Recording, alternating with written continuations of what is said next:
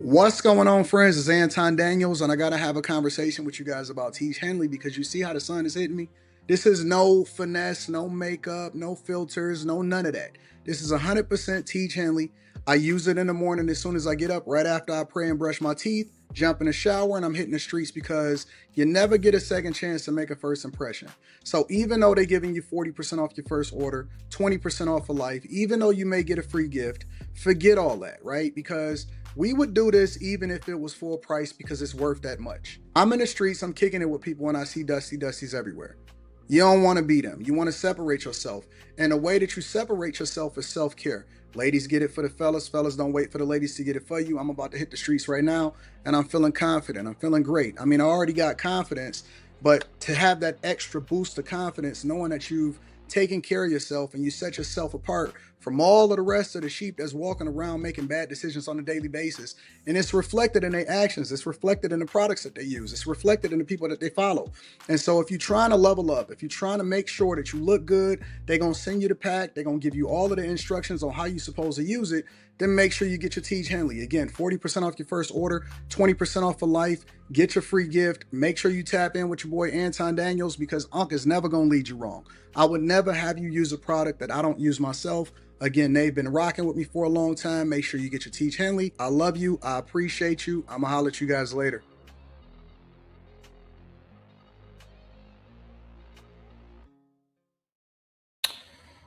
What's going on? Is Anton from AntonDaniels.com. I appreciate you guys for continuing to rock with us. Thank you for tuning in for another edition of the Millionaire Morning Show. I am your host, Anton Daniels. Popping in my AirPods.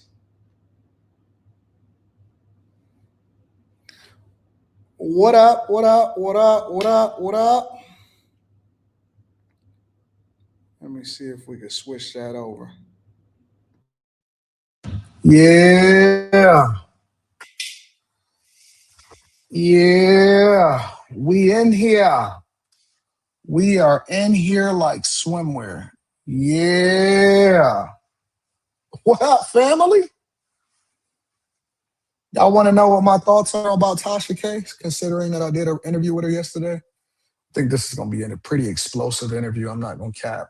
It's going to be a pretty crazy interview. It's going to be a pretty crazy interview. I love going viral. I love going viral. There's some other people that may not like going viral because I know it's bad out here in these streets. Hey, Trill, hey, your car, Azriel K. Cooper, Just Montina, Limitless Minds, Enos Luby, Miss Crochetti, Tam, K. Coop. It's getting bad out here for these folks. It's getting bad out here for these folks. Listen, nobody can stand against me. Monty, I don't know why they thought Onaka, Terrible People Podcast, Q the Executive MLE, Yannick, Jay Reed, Jesse, AJ Wise, Chris Cunningham. I don't know why people thought that they was going to be able to stand against me. That's the worst decision that anybody ever made. You know how much money people are probably foregoing and losing as a result of not leaving me alone? And it's going to get worse. Not yet, Wesley. We working on that.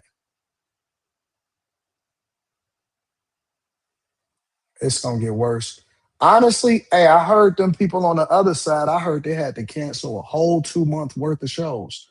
I know they're not coming to Detroit. It's a recession out here. It's a recession out here for a lot of people. Meanwhile, meanwhile, numbers is crazy over here.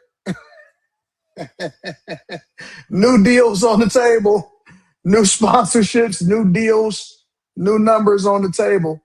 Yo, I be so surprised when people are so delusional when they don't know how to play chess. But I ain't even started to make all of my moves yet. We not even mid game. We just in the beginning of the game, right?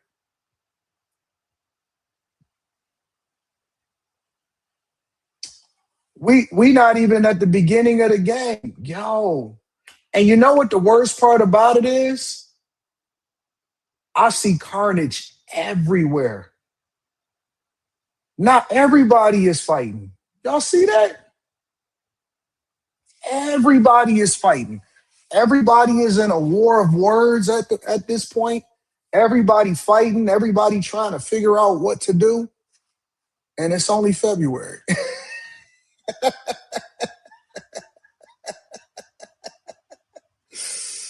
Oh my God. Honestly, I'm the king. They don't want to admit it. They don't want to have a conversation about it. Your car. They don't want to talk about it. But it is what it is. Let me tell y'all. So I was talking to shout out to Wesley Turner. I'm gonna read these super chats and cash app shortly. I was talking to Tasha K yesterday, and we was probably only supposed to sit down for a little bit. We wound up talking for 3+ hours. 3+ hours. That's that Tasha K. That's she good people. I never knew. I never knew. You got to meet people in real life. That's why I make sure I meet people in real life because I never knew. I never knew. I shared some stuff with her as far as game and insight on how to work more efficiently and stuff like that, and how it is that she can run up numbers even bigger. And she shared some stuff with me and some strategy. And I'm like, okay, all right. Well, let's lean into it. Let's lean into it. I like Tasha K. I like Tasha K. I think I might start embracing some of the ladies' platforms a little bit more now. I will. I think I am. Shout out to Charleston. Charleston's, hanging out in Atlanta. A lot of stuff going on. Listen, my life is getting so good. It's getting so much better every single day. I wonder how everybody else is doing out here in these streets. Niggas is panicking, going broke, trying to figure out what their next move is. Meanwhile, we over here building houses, taking care of people, running it up. Let me stop. I said I was going to stay focused, but guess what? Hustlers hustle, and workers work. So we got to stay focused, y'all. Anyways, y'all ready to continue on with the show? Y'all ready to get started? Because I got a flight to catch today. And so because I have a flight to catch today, I have to make sure that we get it popping on the show, but we don't miss. Yeah, I've seen the shootings in Chicago. When Kevin Samuel said winter is coming, he didn't mean that just for the ladies. He meant that for the fellas too. Ladies get it for the fellas. Fellas don't wait for the ladies to get it for you. I'm feeling confident. Hey, shout out to Teej. Teej says we got a new bag for you. Thank you for coming to the table, Teej. I appreciate you. They sent me an email yesterday, right after we had some conversations, and they said, listen, we got a check coming. Let me see this.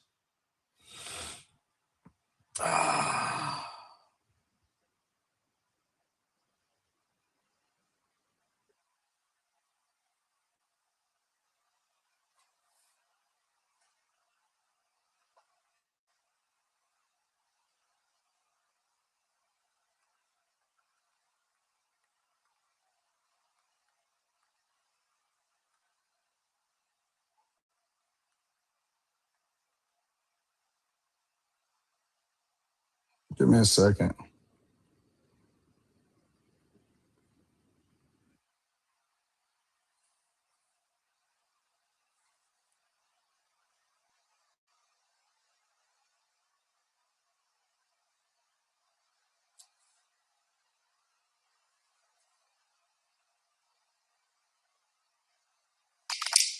Anyways, let's go ahead and get it popping. I got stuff to do and people to see and flights to catch and business to take care of. All right?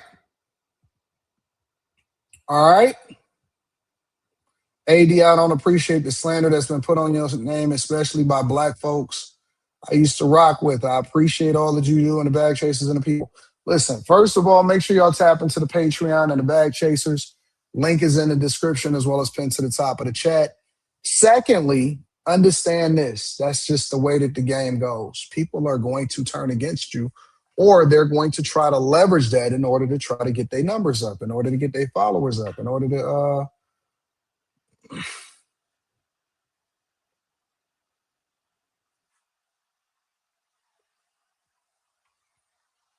I'm sorry. People be texting me during the show. Y'all couldn't imagine the amount of text messages that I get during the show. I don't know what that is, but it is what it is. All right, y'all, let's go ahead and get it popping, y'all. We ain't got time for the BS. We're gonna continue to run it up. All right, let me first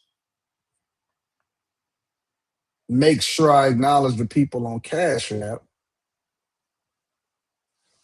Shout out to A Wyatt. A Wyatt said for the offering plate, Deacon Daniels. I appreciate you, A Wyatt. Rand Wilson said nearly 900 Nazi-linked accounts at Credit Suisse. I don't even know what that means, but I appreciate you. Mike, that dude, is in the building. Shout out to my dog, Mike, that dude. I appreciate you. Stimmy funds is running low to you, Marie. Wesley Turner says AD is playing 5D chess and cats don't even know it. They have no clue. No clue what's coming.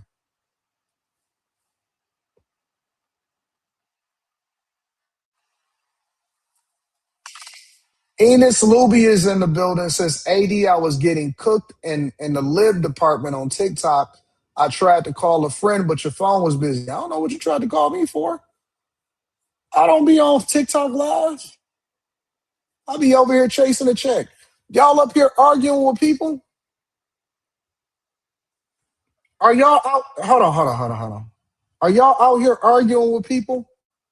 Trying to convince them instead of running up a bag? The only place that we focus on talking is here. The only place that we focus on talking is here. We not focused on talking and trying to convince people no more. Let me do the one that do the convincing, and y'all focus on running up a bag and taking care of business. All right?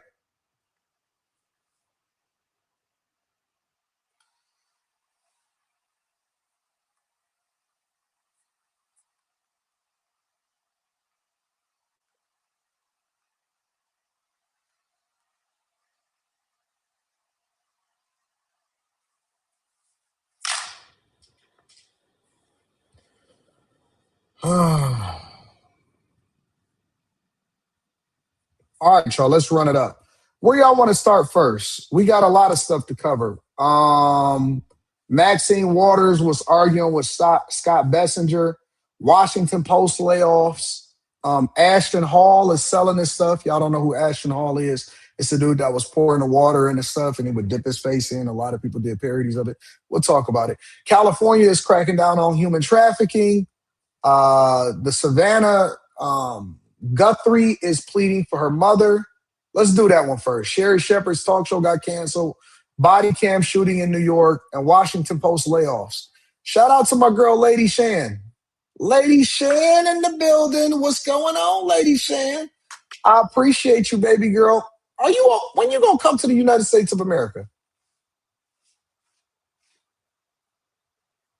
You said I'm giving out another STEMI pack to you? We definitely giving out another STEMI pack. Definitely giving out another STEMI pack. All right, y'all. Let's start with, I want to start with the plea from the family to try to get Nancy Guthrie back. I want to get the bad stuff out of the way so we can get to the interesting stuff. All right. Here's the family actually pleading for the mother to come home. On behalf of our family, we want to thank all of you for the prayers for our beloved mom, Nancy. We feel them, and we continue to believe that she feels them too. Our mom is a kind, faithful, loyal, fiercely loving woman of goodness and light. She is funny, spunky, and clever. She has grandchildren that adore her and crowd around her and cover her with kisses. She loves fun and adventure. She is a devoted friend. She is full of kindness and knowledge. Talk to her and you'll see. The light is missing from our lives. Nancy is our mother. We are her children. She is our beacon. She holds fast to joy in all of life's circumstances. She chooses joy day after day, despite having already passed through great trials of pain and grief. We are always going to be merely human, just normal human people who need our mom. Mama, if you're listening, we need you to come home. We miss you.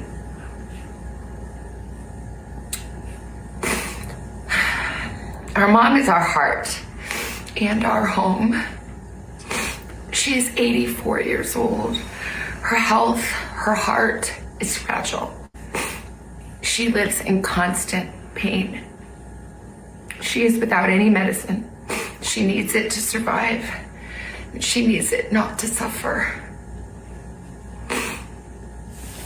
We too have heard the reports about a ransom letter in the media. As a family, we are doing everything that we can. We are ready to talk. However, we live in a world where voices and images are easily manipulated. We need to know, without a doubt, that she is alive and that you have her. We want to hear from you, and we are ready to listen. Please reach out to us. Mommy, if you are hearing this, you are a strong woman. You are God's precious daughter, Nancy. We believe and know that even in this valley, He is with you. Everyone is looking for you, Mommy, everywhere. We will not rest. Your children will not rest until we are together again. We speak to you every moment, and we pray without ceasing, and we rejoice in advance for the day that we hold you in our arms again. We love you, Mom. Love you, Mom. We love you, Mom. Stay strong. Why do y'all automatically assume that this is fake? Because I see people saying that they think that this is fake, something is off. I see people all in the chat saying that it's giving Erica Kirk vibes. I can't tell if this is real or fake. All right, so let me ask y'all a question. How do you react to somebody kidnapping your mother? And she's been gone for what, 3-4 days without medicine, right? You got the FBI in your ear. You got TMZ reporting on it. It's all over the internet. Everybody is in shambles. Everybody probably trying to keep it together. Probably already cried your eyes out. They're giving you a script to read in order to actually plead for her to come back, but they're not actually talking to the woman. They're not talking to the mother because it's a chance that the mother probably not even going to see this. They're talking to the kidnappers by trying to appeal to the humanistic side of them while the people are asking for Bitcoin. Somebody said, why would they ask for Bitcoin? Because it's much more difficult for somebody to trace it through the encrypted technology, which is one of the reasons why they ask for a ransom in Bitcoin, right? So what I'm trying to ask is there really a script for how you are supposed to handle your mother getting kidnapped? And let me ask y'all another question. Are we so cynical today to where we don't first appeal to the human side of us to say, listen, if it is fake, then maybe this is something that we can talk about later. But right now, what we need to be doing is going to prayer. My first instinct when something like this happens, honest to God, is not to be cynical, is not to be critical, is to say, hey, God, your prayer warriors is here. If this is a situation where you need to intercede on, in the name of Jesus, be with the family, and more importantly, don't let anybody get away with this type of nonsense because it sets a precedence and it also influences people to do the wrong thing. Now, if it comes back to be fake or it comes back to be something, anything other than what they were selling us, then we can hold them accountable for that. But the first thing that you do is that you err on the side of prayer and you try to intercede where we can, because we are quick to criticize, but we're not quick to prayer, right? It's one thing to be critical and cynical, and that's cool. We can do that too.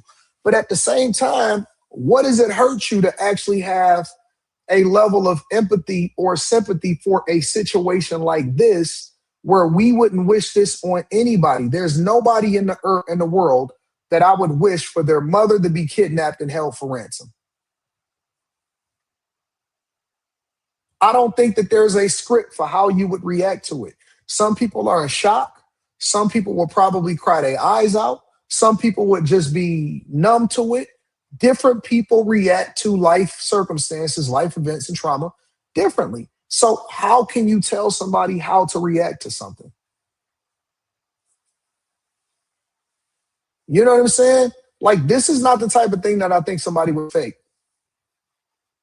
If we talking about a Jesse Smollett, then that may be one thing because he about to get kicked off of a show. But your 84-year-old mother with blood in her doorway, I don't think that that's something that I would fake. You know what I'm saying? And so I just think it's tragic. Even if they get her back, which I hope that they get her back, it's still a tragedy. It's a tragic situation. And I hope they find who did it and they hold them accountable, because now that you have to post on your social media platform and say, can you please come home? That is heartbreaking. That is heartbreaking. It is. It's heartbreaking. And so, again, I don't think that they're appealing to the mother. I think that they're appealing to the kidnappers. It's messed up. We love you. We too have heard the reports about a ransom letter in the media. As a family of her, believe and know. Afterwards, have authorities given any further explanation as to what brought them back there again this evening? No, we have not gotten. We tried speaking to some of the agents that were here on the ground. They wouldn't acknowledge any of the questions, obviously, and they were not going to explain what exactly they were doing. They were here for probably close to 2 hours, Jim. There were probably a dozen or so local sheriff's deputies as well as federal agents, but they spent close to 2 hours. They spent a lot of time around the back in the backyard going through that area, so our vantage point was rather limited for what we could see, but we know a lot of them were back there. We also saw them going through the garage into the home as well, and then bringing out, from what we could tell, at least once, several bags of brown paper bags of presumably evidence, and then all of that was taken away. But it's absolutely stunning that literally as that crime scene tape was coming down and the investigators here were leaving the scene of Nancy Guthrie's home, that Savannah Guthrie and her siblings released this excruciating video to watch. And you think of someone who's had such a storied career speaking in front of a camera. I can't imagine for them that those had to have been the most painful words to have to utter into a camera that she's ever had to endure. Oh, goodness, yeah. Excruciating is the right word. Ed Lavandera, thanks so much. Eric D says the whole blood on the doorway is strange. Why would they need to struggle with that much with an old lady? I don't know if y'all know that there is no blueprint to what happens, and when we don't know what happens, it's hard for us to paint the picture. I know dudes that pistol whip people. I've heard a guy in real life say that whenever he goes to rob somebody, the first thing he do is hit him with the pistol. He don't care who it is. And the reason that he do that is because he wants to discombobulate him and let him know that he's serious. You you can't explain the actions of a demon. That's what I'm trying to help y'all to understand. Listen, the problem with us Monday morning quarterbacks is that we try to make sense of demonic activity. You can't make sense of demonic activity because it knows no boundaries. It knows no bounds. It doesn't make sense. It says jealousy is crueler than the grave. You know what you can't understand? You know what you can't figure out? Jealousy.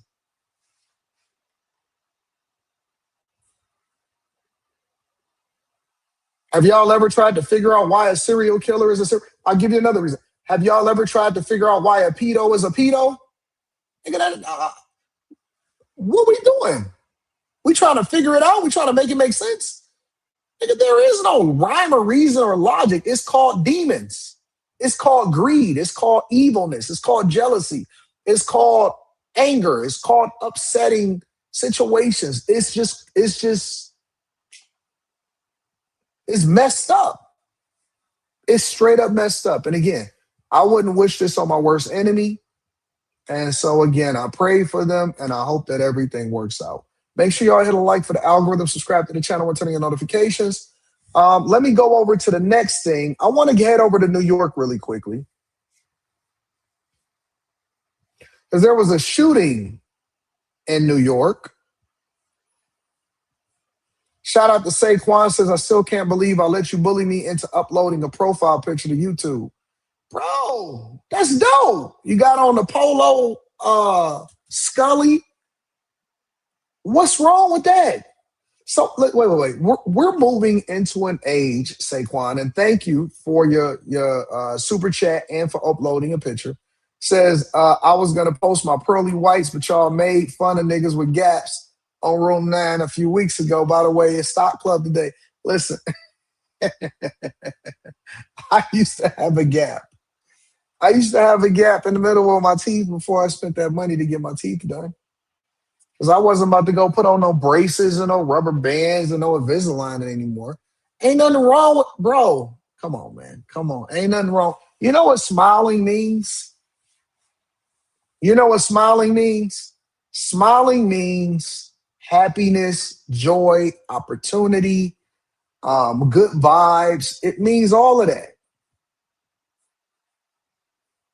And it don't matter what we think. The only thing that matters is what the women think. That's what I was telling Tasha K yesterday. I told her, I said, man, the dudes is more feminine than the women. Not you, Saquon, but I'm just saying in general. I said, the dudes is more feminine than the women. Because I see more dudes trying to figure out how much box another dude get. And I never, ever, ever thought that was P. I never thought that was a thing that men do. I thought that men focused on what they got going on, that we didn't pillow talk. Tasha was asking me some questions yesterday, and she was like, Anton, you got to say it. You got to say it. I said, Tasha, I can't do that. It goes against my own code, my own personal code. It goes against man code. It goes against bro code. It goes against all of that. You know what I'm saying? And so I said, I can't tell you this. I can't name that. I can't do that. That's just not how I'm built. That's not what we do as men. That's not what we supposed to do as men. But apparently all of these other niggas out here in the street has been raised by their mothers. And so they was taught to pee sitting down. I can't do it. Even if it was done to me, I can't do it back to somebody else because that shows a weakness in them. But I just can't. I would have to literally fight myself in order to do certain things. It's like a guy that sleeps with a chick, right? Let's say a guy sleep with a chick. Nigga, you never name names. I don't care who you are. I don't care if you're famous, not famous. I don't care if you A regular person, an irregular person, I don't care if you're 20, 30, 40, 50, 60, 70, 80. You don't name names of the women that you don't name names. You don't say, yeah, such I busted. What the fuck is we doing? That's what women do. Women are the ones that go and advertise for you. Like that's not what men do.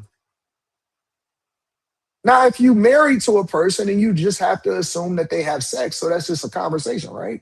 Hey, how do you do this? How do you deal with this? Whatever. But as far as like regular everyday converse, like you don't do that. You don't, it's certain things that you don't, that I was taught where I'm from, that you just don't do as a person. I remember I don't even remember who was on that panel, but it was we was some people on the panel. It was like a late fight club. And it was a guy that came up there and he had got into it with another guy. And he was starting to like describe and say the name of like a famous chick that had gave him some box one time. And I cut it out. I had cut it out of the stream. And we stopped him right then and there. Hey, big dog, hold on. I don't know what kind of clout chasing you got going on over here. But that's not what we do.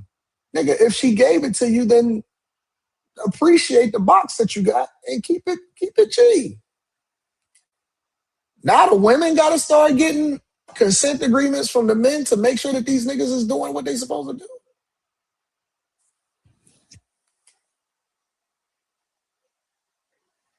Where they do that at? What part of the game is that? All of the rules of the game go out the window when we crossed over into 2015 or something?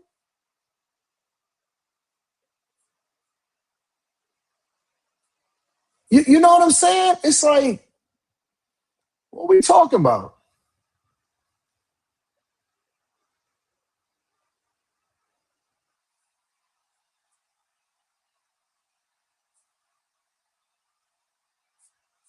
It's weird, man. It's so weird, bro. It is the weirdest thing ever. Anyways, let's continue on with the show. Marie super chat shortly. Put the knife down.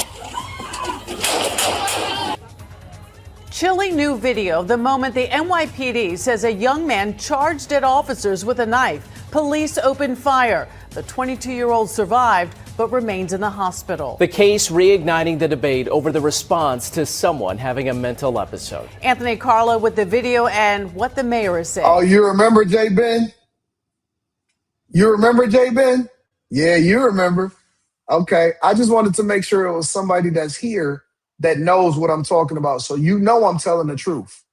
He dropped her government name and then he doubled back with her actual famous name. And I'm like, nigga, what? Chill. What is you doing?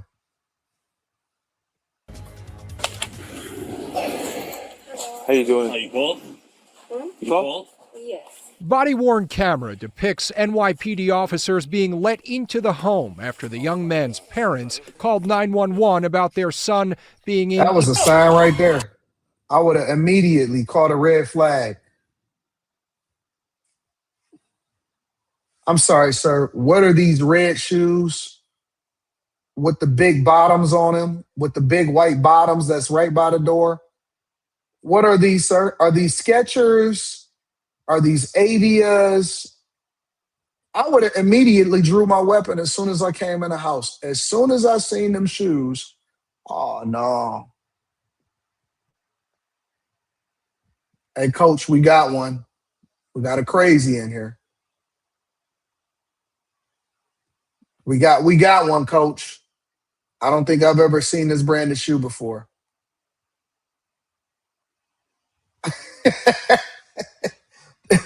Listen, I'm a person that pay attention to context clues. I look around, I observe, I see what type of shoes somebody is wearing. I'll profile. I am an expert profiler. If the FBI ever want to recruit me once I retire as a profiler, I can get there. Anton, what do you think about this woman? She did it. You don't even know what the crime is. She did it, trust me. How do you know she did it, Mr. Daniels? Look at her Ugg boots. Well, what's wrong with Ugg boots? Aren't they endorsed by Tom Brady? Yeah, but hers is leaning on the side. Did you see the footprint in the snow? It's half print, half Ugg side. You're right, Anton. Good call. Mr. Daniels, we got this other case in here. He did it. What do you mean he did it? What do you mean he did it? How do you know he did it? You don't even know what the case is. You don't even know what he's being charged with. He definitely did it. Well, how do you know? He got on jean shorts with Air Force Ones and white socks, and his Air Force Ones are all black. How do you mean? What do you mean? How do you know that means that he did it? He did it, bro. Listen, of everybody at the scene, how many people was wearing knee-length jean shorts, black Air Force Ones, white socks, and he had his socks pulled up? You sure? I'm positive. Charge him. Book him, Dano. Book him. Book him. Book him. Hey, more knowledge. Book him, Dano.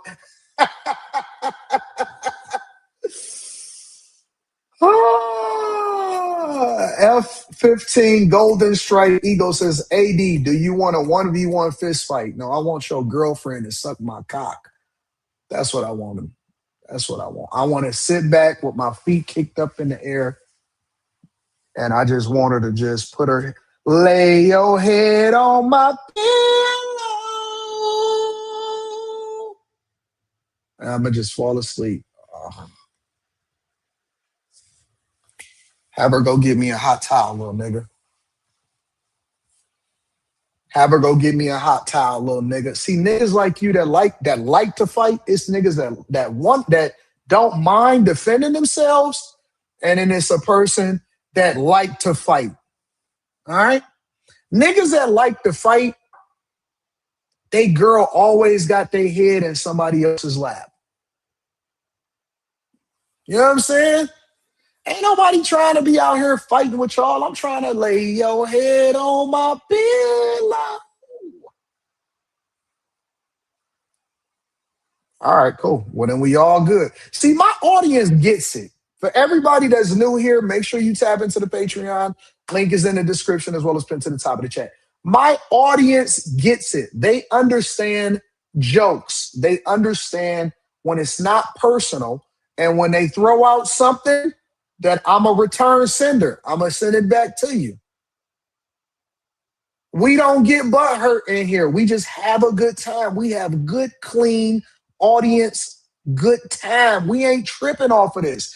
My audience ain't sensitive. That be whenever.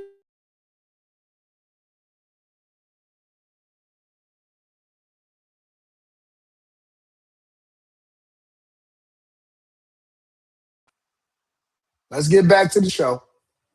We got to get back to the Young show. man's parents called 911 about their son being in emotional distress. What begins as a standard response takes a turbulent turn as soon as the young man sees the police. Baba, no! Hey, put the knife down! Put the knife down! Put the knife down! A family member tries to stop Jabez Chakraborty from advancing toward the retreating officer with a kitchen knife. Put the knife down! Put the knife down! Put the knife down! We briefly pause the video here to avoid showing the young man being shot. The armed male was able to push through the closed door and continue to advance toward the officers with the kitchen knife in hand. At this point, officers discharged their weapon at the armed male. This is the kitchen knife. Police say the 20. Now, I don't see what the problem is here. We see a suspect. Clearly, he's a grown man. They say that he's 22 years old. The parents called the police and said that he was in there breaking stuff. The police officer pulls up, and then he immediately grabs a knife, and he starts lunging towards the police officer. The police officer gives him multiple different warnings, walks through a door, shuts the door behind him. The young man continues to proceed towards the police officer with a big knife, and then he had to put him down.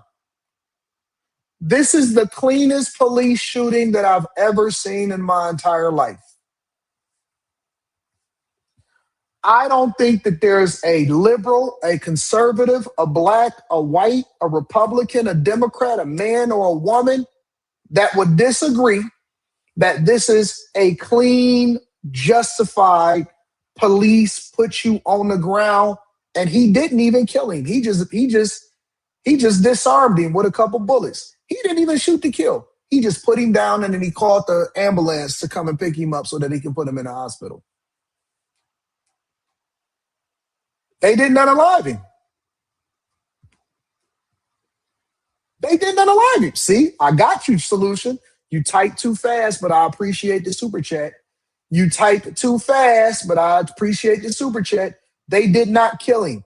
He just gave him 2 to the hip in order to put him down, get him to the hospital, let him know that that knife is real, and I got bullets for them knives.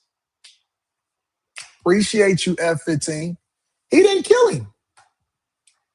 He just sat him down, sat him on his butt. He never killed him.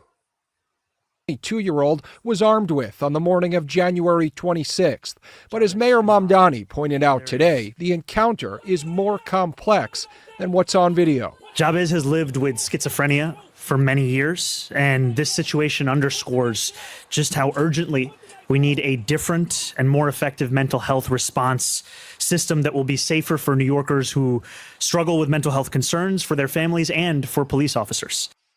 I'm going to respond to that in a minute. This is the reason why it's dangerous to elect people that push an agenda. You know what an agenda is? Let me help y'all understand what an agenda is. An agenda is when something happens and then a politician tries to capitalize off of it. I'll give you an example. School shooting, right? And then they use that to try to push gun control laws. Or in this situation, he's using it to try to justify defunding the police. Now, imagine for 1 second that they had called a social worker in there, a mental health advocate, to try to deal with this monster. And then he starts to lunge at the mental health advocate. Let's imagine that it's a liberal white woman, and she has a bull nose ring, and she has pink hair, and she comes in with her clipboard and her scarf, and she says, "Hi, little Timmy. Oh my God, what is his safe word? What is his safe word? Ah, ah." And then she started getting bludgeoned. This is why you can't send social workers, because you don't know what this nigga gonna do. They called and said, "Hey, he breaking glass and he up here tearing up." And in any other situation, you would have sent the mental health worker if y'all had to let them defund the police.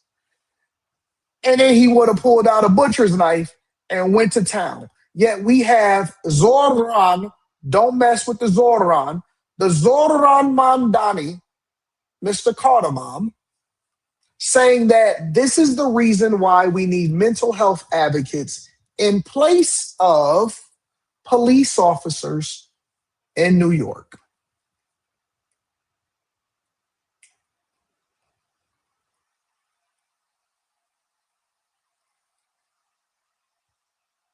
You want to know another secret?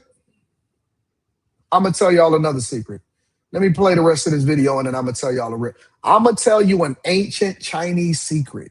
And some of the people that have been in this show and watching this show for an extended period of time, you may even have a clue of what I'm going to tell you. But I'm going to tell you in a second. Jabez needs mental health treatment, not criminal prosecution. This is now Exhibit A in the mayor's push to create a Department of Community Safety, shifting many crisis calls away from the police and toward mental health workers instead. As I've said, when there is a violent situation, such as with a weapon, NYPD will be on the scene. If you're going to send only medical professionals there, understand that it's a changing dynamic. Quickly, they can pick up a weapon and charge at them. What are they going to do then?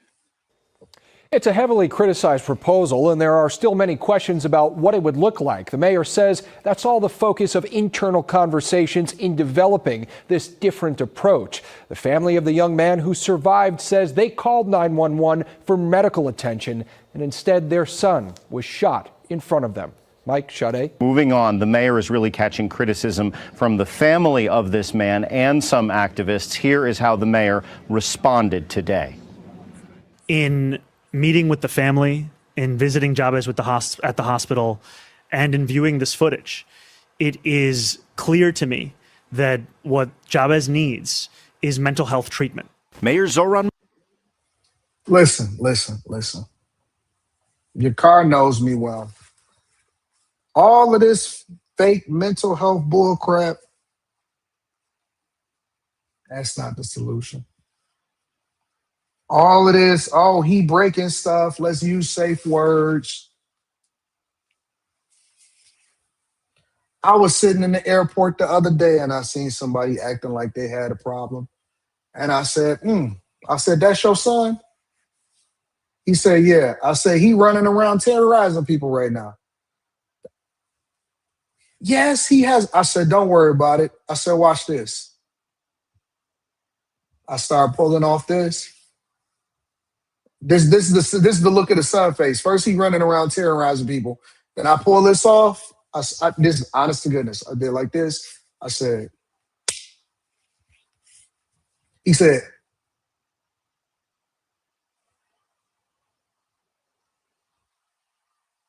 I just looked at her. I looked at the mama.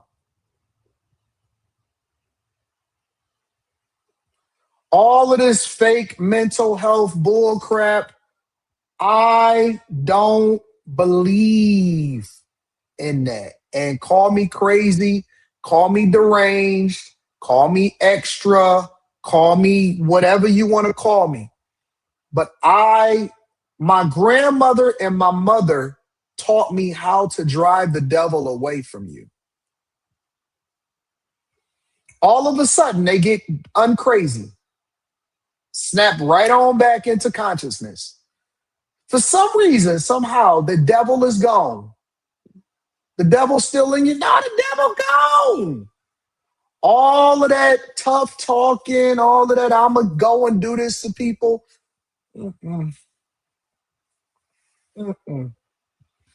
Nope.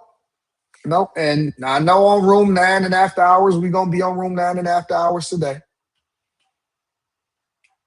They try to tell me that gentle parenting works and we have to be a little more cognizant of what's going on. Nah. Gentle parenting got us a lot of homosexual children that then can't identify as anything and all of a sudden they become transient. Got a lot of bullnose rings out here. Got a lot of alternative lifestyles. It's a lack of this. This is the reason why we have to call the police on your child, because you neglected to give them what they needed in order to really understand that it's consequences that come behind your actions.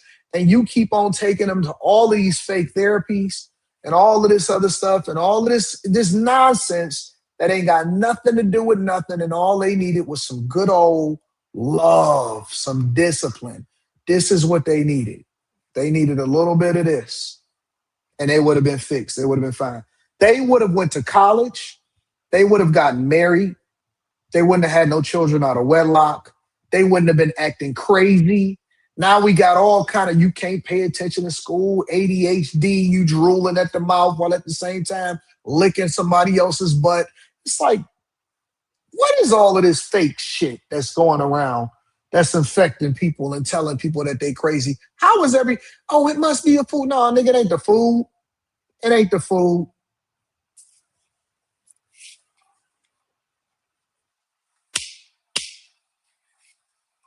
Fix all of this nonsense. Mamdani says he will speed up his planned transformation of how the city responds to mental health following the police shooting of 22-year-old Jabez Chakraborty, who suffers from schizophrenia. Police officers shot him inside his Queens home when the family called for help when he began breaking glass. The NYPD has said he was holding this kitchen knife. The family has since criticized the police response and the mayor's initial praise of first responders last week. We are talking about Cat Eyes here says there are no stats to prove that beating a kid ass make them mentally well. They crazy like you. You want to know why? because the ones that get whoopings, they don't end up in jail, so they don't become a statistic that you can record. It's like a person that's in a good relationship, right? You don't see a person on a good relationship doing a story time about how they got trauma on TikTok. They just be in a good relationship. A person that has a good experience at a restaurant more than likely don't write reviews. They just have a good experience. It's the people that are the loudest. It's the ones that have a bad experience at the restaurant. It's the ones that go to jail that we can then record, and we have more data and statistics on the degenerates, because the people that are doing what they got to do are out the way.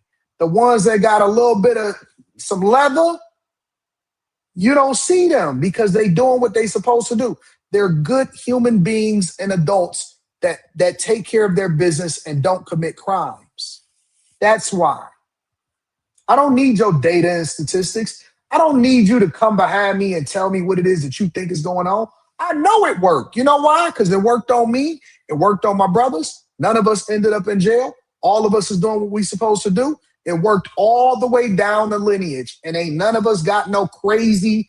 We ain't have no diagnosis. It wasn't a 1 in 3 chance, 1 in 2 chance that your kid can't drink milk, all of this stuff. Finish your mother effing food, and you better eat all your vegetables. Your kid is allergic to vegetables. How we get kids that's allergic to vegetables? No, nigga, you just don't want to eat.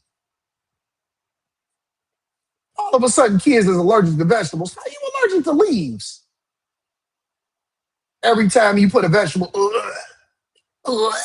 but then he can eat all the candy that he wants. Get the hell out of here. Y'all not about to sell me on this nonsense. Family that is enduring the kind of pain that no family should, and an individual that has lived with schizophrenia for many years. And we have known of the need of a Department of Community Safety prior to this moment. This only highlights the urgency of that need and to be able to deliver it for New Yorkers. Mamdani's proposal for a Department of Community Safety includes subway greeters and a virtual army of social workers and mental health resources. But in general, everything about the plan translates to police taking a back seat when it comes to mental health. So I pressed the mayor about situations like the one involving Chakravarti in Queens. There's a call, someone with a knife, mental health condition. What does that look like as far as a response in your Department of Community Safety? What these policy options include are various co-response models. They got, yes, K. Cooper, they got subway greeters. They are about to use taxpayer dollars. First of all, Mamdani lied because he ain't giving y'all nothing free. He just going to keep raising taxes. The second thing is they are using taxpayer dollars to fund subway greeters so that people have better mental health. I don't know what's going on, bro. I am so confused. What are we doing? Are we the only people that have any logic, that have any sense today? We got to move on. Make sure you guys hit a like for the algorithm, subscribe to the channel, and turn on your notifications. They're trying to send mental health advocates to go and deal with people that's wielding knives. Lady Love says, hi, AD. What up, Lady Love? New to the Millionaire Morning Show. I learn something new from you every day. Thank you for your honesty and God bless. Yeah. You know what the next step is when you're ready. Make sure you hit a like for the algorithm, and then make sure you tap into the Patreon. Link is in the description. Thomas Taylor says, like Tupac. Shout out to Thomas Taylor. AR is back, says, cancel edition Uggs. Cankle, the Cankle edition Uggs. Yeah, y'all know what them Cankles is. F15 in the building says, you win.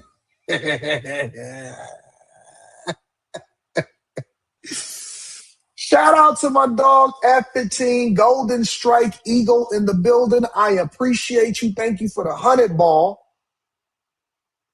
Thank you, my friend. And shout out to everybody that's overseas or in the UK, all of that. Thank you, my friend. It does not go unappreciated. Leno says 2K will say the cop was wrong and scared. Shout out to Leno. Says your mental health will not kill me. Heck no. And then they say he don't need to be in jail. Mm-mm. Happy birthday. Is our street's birthday today? Happy birthday to you. Happy birthday to you. Happy birthday, dear our streets. Happy birthday to you. Shout out to our streets. Happy birthday. Yeah. Happy birthday, our streets. One of the most beautiful souls, inside and out. If you've never met her before, then you got to come to a meetup. You got to come to the meetup. All right? Happy birthday, our streets. We love you, baby girl. You family to us over here. T Bunny says NYC is the real life Gotham City. Good morning to everybody. Good morning. T Bunny in the building. Happy birthday to the baby girl. Baby girl. Such a sweet, sweet, sweet, sweet person. We love our streets over here. That's family. That's family. You know what I'm saying? JB says, go on, let the super chats rock and whatnot, but the ladies get celebrated over here. Happy birthday to our streets. Miss Freckles' birthday too. Happy birthday, Miss Freckles. Happy birthday, happy birthday, happy birthday, baby girl. We love curves and spots. That's a fact. That's a fact, JBN. No lies told at all. Miss Freckles, happy birthday. Oh, singing happy birthday with a belt around my neck is crazy. You're right, Tia Marie. Oh, shoot. All right, y'all. We got to move on. So we had I want to talk about this really quickly before we get over to the thick of things, because I want to get into who canceled, who not, who shows coming back, who not, Washington Post layoffs. I think that is very, very interesting. One of the things that I wanted to share with you guys is, and I like to bring visibility to this because I'm going to keep hitting on it because I think that our children are under attack. Large part of the operation taking place right here in LA County, considered a hotbed for human trafficking. Among the victims, teenagers from all over the country, some as young as 13. And Eyewitness News reporter Sid Garcia is live in downtown LA with all the details. Sid. It's the 12th year in a row that this task force has been going after human traffickers. And in this latest one that happened about a week and a half ago, they made hundreds of arrests. Human trafficking and child exploitation are devastating crimes. The last week of January, local, state, and federal law enforcement teams went out to pick up solicitors and providers of young girls and boys involved in sex trafficking. They call it Operation Reclaim and Rebuild. Statewide, more than 600 arrests were made. 156 adults and 14 children were rescued from the streets of LA and up and down the state. The task force also confiscated several weapons in their week-long sting. Young girls and boys given a second chance to reclaim and rebuild their lives.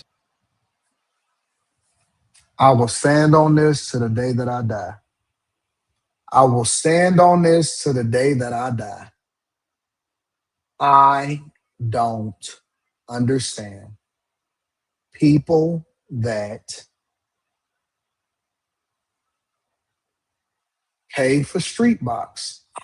I don't get it. I don't get it. You have to be somewhat of a degenerate person. They arrested over 600 people, 164 victims. A lot of them are actual children. Children. Bro, if you look like you're under the age of 23, you can't even come around me.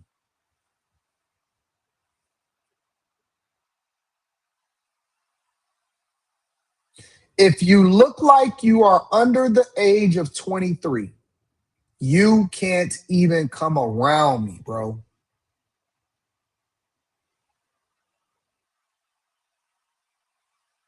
Real talk. You look like you trying to be grown. Where your parents at? Hey, call her parents, man, and get her the fucker from around me, because you ain't about to be over here getting me jammed up. Because see, it's one thing to deal with women and deal with false accusations or some bullshit or some stories or whatever. That is egregious in itself. It's another thing to deal with a fucking... We don't mess with children, bro. We don't mess with children. That's just it. I don't care how y'all frame it. It's a lot of people that be in the comments and stuff sometimes, depending on where you go, where they try to convince us and tell us, hey, man, no, bro, but it's legal.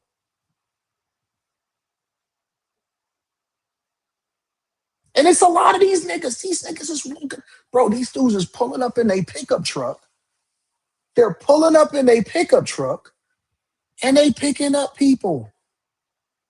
Now, you know the type of degenerate that you have to be, and it's a lot of them. So now I'm starting to realize it. And again, they arrested 600 people, and nobody cares. You know what's so interesting about that? And I said this the other day, and it went over people's heads on After Hours.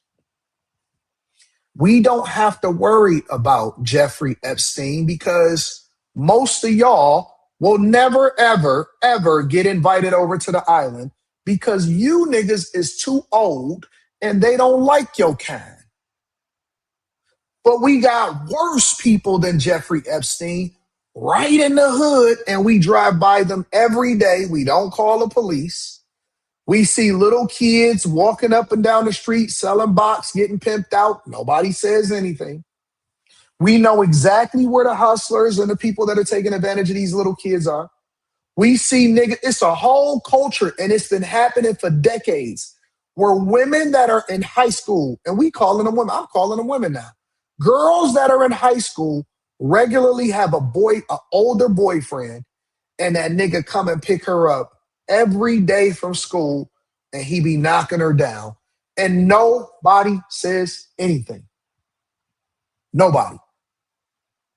So I think that this fake outrage only comes because of famous people's names and politicians aligned with it.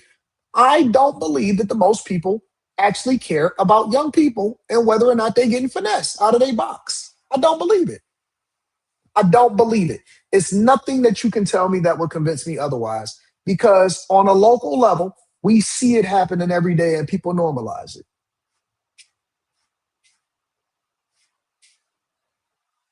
I'm going to read this super chat shortly, Cam. How can people say that they care, but they don't care when it's happening in their own community?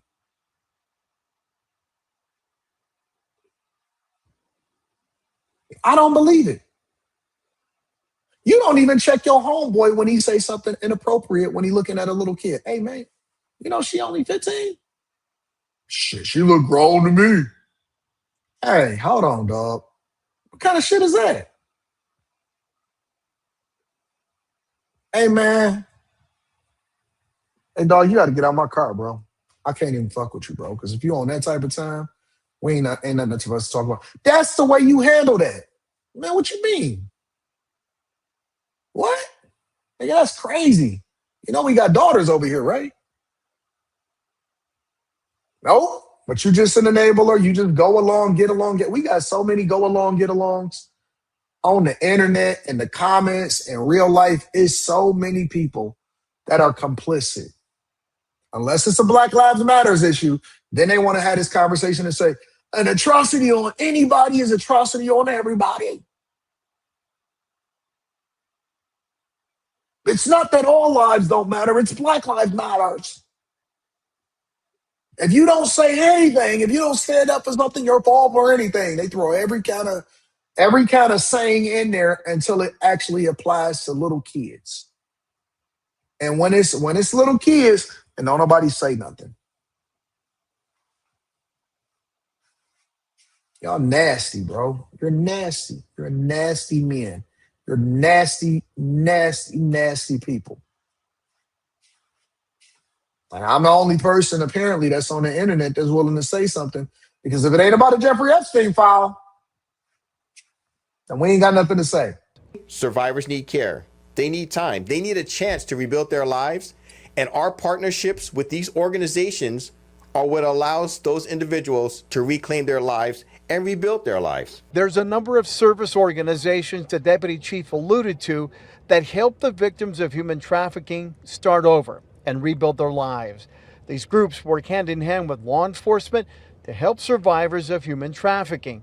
Sarah Elender is with Saving Innocence.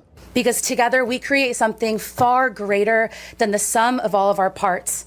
A unified and collective, collaborative response to meet survivors just where they are with just what they need. Right now, those involved in human trafficking of a minor face a felony. For the trafficking of an adult, it's a... Bro, and you can tell when they're a kid because they do kid shit. They have kid conversations. Bro, it was like a 21, 22-year-old one time that was around us, and they just did dumb shit. You know what I'm saying? Like, they just don't know. They don't know no better. Like, you can look at a person that's trying to be too grown and they try too hard, and it's like, you don't really belong here. Where your parents at? You know what I'm saying? Misdemeanor. So I would ask our state leaders who... They get impressed at dumb shit, little stuff that wouldn't impress a grown woman. And that's what a lot of people prey on. That, man, you can't teach these older women. Yeah, because they're looking for an adult. What do you mean? All you need is submission. You don't need to really teach. What do you mean? Man, I mean, cuz, bro. What is it that she's still getting excited at? She never been nowhere. She's the only place she ever done been in Cedar Point, Six Flags ass motherfucker. Like, girl, I can't have this around me. I can't have this around me. She more concerned with taking a picture at the food at the table than she is about actually having a conversation.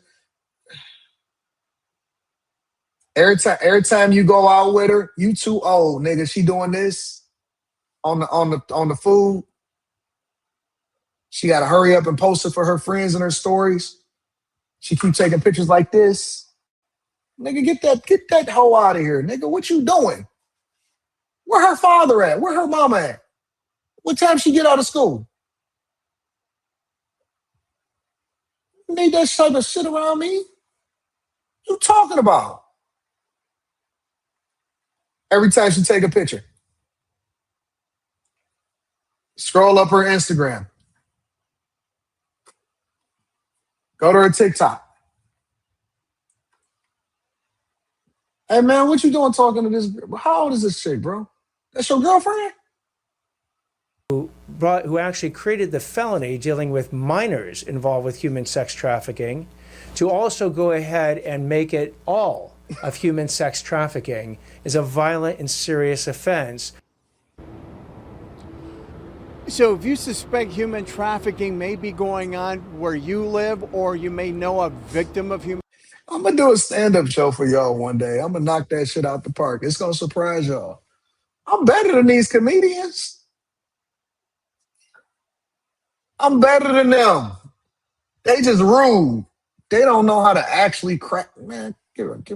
Don't make me start taking over y'all innocent. Because if I have to start taking over, then I'm going to take over. But this is diabolical, all jokes aside. This is diabolical. I disagree with it. To know that it was 600 people that were nabbed is concerning. And the biggest thing that I would say is protect your kids.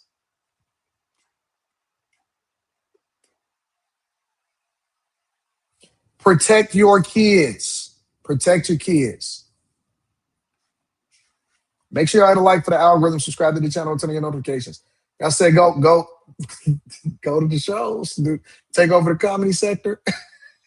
Now that would be some mean shit. Motor Wonder Thornton, shout out to you. I appreciate you, Motor Wonder. Thank you for supporting the platform. Daniel is always learning, says, AD, kids don't climb trees or jump fences no more. No, they do like this.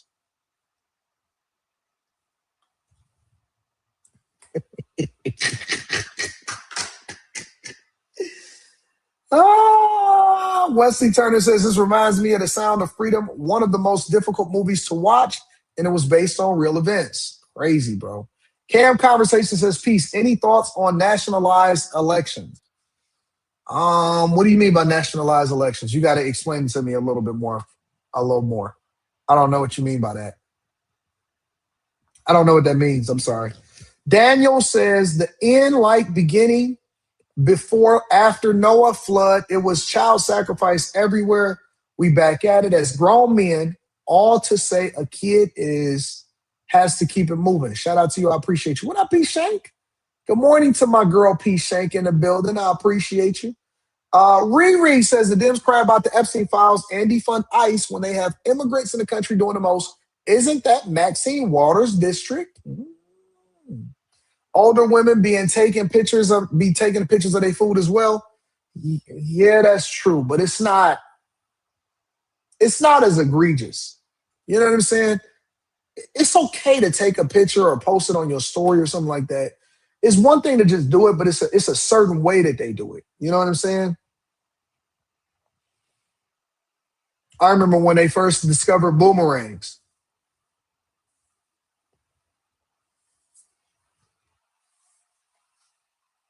I said, what in the world is all of these girls doing? What? Why are they all doing boomerangs?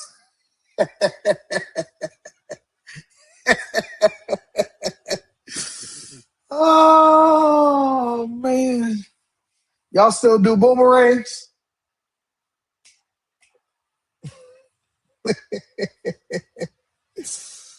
Oh, my gosh. Sherry Shepherd. They said Sherry Shepherd's show got canceled. I want to look into that real quick. Give me a second.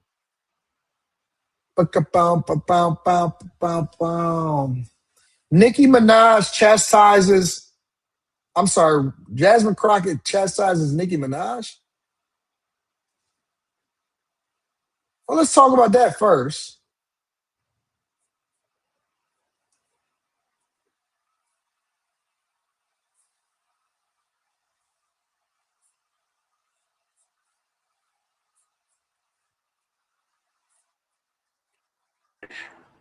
Because she's like, very in the news these days, has like, you're doing a face right now. We don't mess with Nikki. You don't mess with Nikki? No, we don't mess with Nikki. Did you used to mess with her? Oh, of course.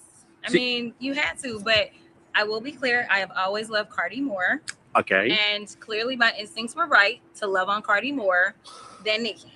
Totally. So you kind of flipped on her. What? Wait a minute. Y'all want to know the hypocrisy of these people?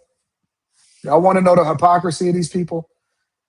Hey, remember when they had turned on Cardi because Cardi was talking about and having conversations around, if I'm not mistaken, voting Republican? Let me look that up because I think that Cardi was talking about that.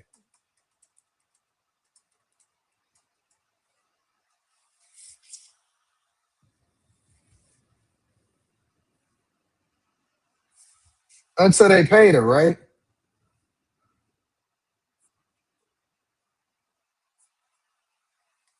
Wasn't Cardi B before this election at some point? Wasn't they getting on her about?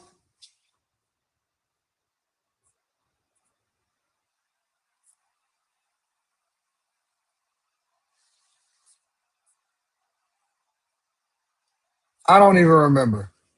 I'd have to try to find it. At some point. But they was going at Cardi at one time, right? They love you until they don't.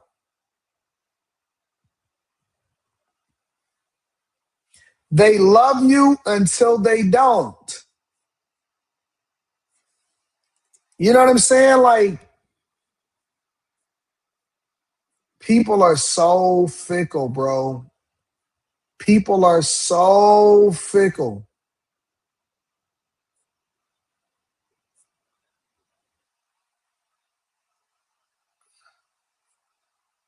And they switch up so fast.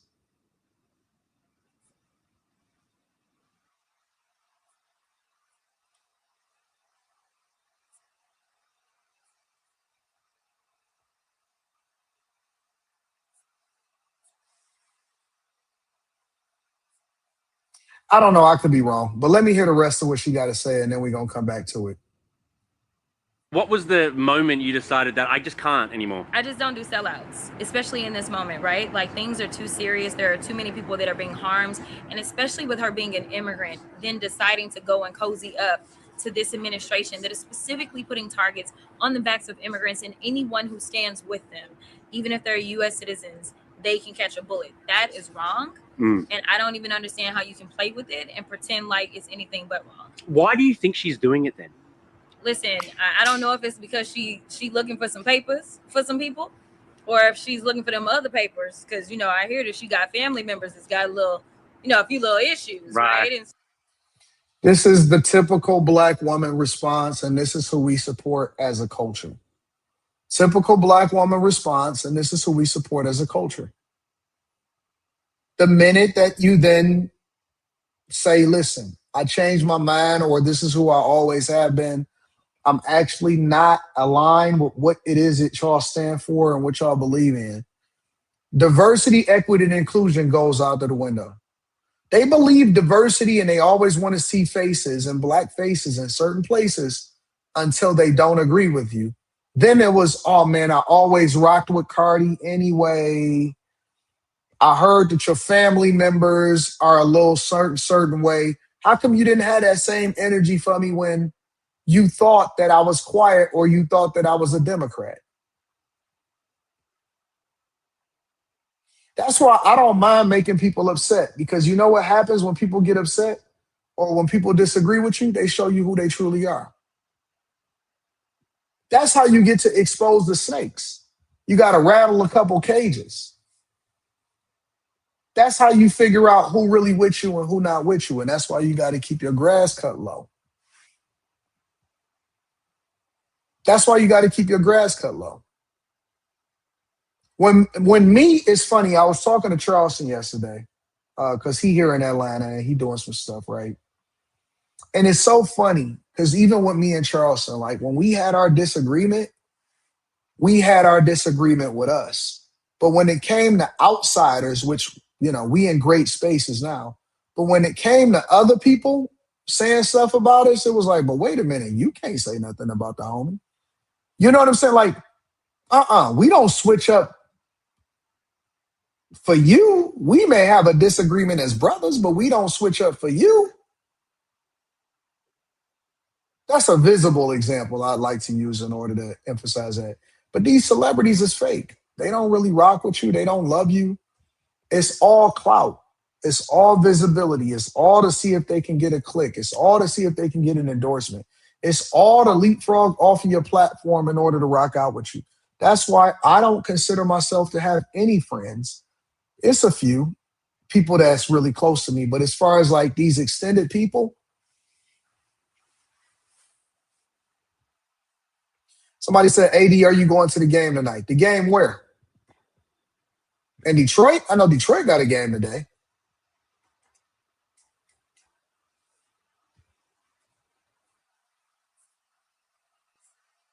So maybe she needs them other papers, because he love to hand those out, usually at a cost, right?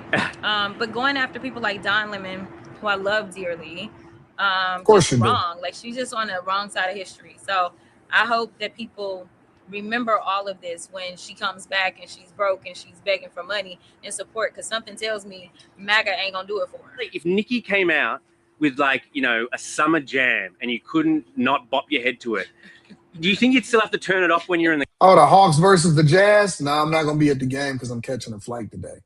Going back to the city, I want to go home. I miss home. I miss these shows. Car to come on the radio, or like, can you divorce those two things? I think that there are plenty of people. I'll give you an example. R. Kelly, right? A lot of people took issue with R. Kelly. R. Kelly obviously is serving and doing his time right now. But something tells me that people are still bumping R. Kelly somewhere, somehow, right? I think that there are people that can divorce the art. For me, it is more so about like your dollars. Like, are you going to support with your dollars certain things? Because it's the dollars that have given her a platform in the first place. Otherwise, Donald Trump wouldn't even know who she was. No one would know who she was, but for the dollars that were used to support her that allowed her to have the platform that she has. So let me ask y'all a question, because I think that this is a disingenuous argument, respectfully. You know the one thing that I hate when people say? I hate when people say stuff like, well, if you didn't have money, I don't even know what that means. If none of us had money, all of us would be in a worse space. That's a part of my identity. It's like saying, well, if you wasn't black, or if you wasn't white, or if you wasn't a man, what would you do? It's like, family, you can't take that away from me, because one of the reasons why I have resources is because I work my ass off. One of the reasons I work my ass off is because of this. And one of the reasons that I do this is because of this. And one of the reasons I do that is because of this. All of this was a choice and a decision that I made. What do you mean? We can use the same argument for Jasmine Crockett. Would anybody listen to Jasmine Crockett if she wasn't a good fundraiser from the black community in order to leverage them so that she can stay in power? Would anybody care about what Jasmine Crockett thought if she wasn't an elected official? Anybody can use anybody's argument against them when it comes to people leveraging that and saying, well, if you didn't have money, what does that mean? If Trump wasn't president, then he wouldn't be president. If you wasn't elected, you wouldn't be elected. We wouldn't know who you are. The only reason that we have a conversation about Jasmine Crockett is because she's an elected official. Otherwise, nobody would check for Jasmine Crockett.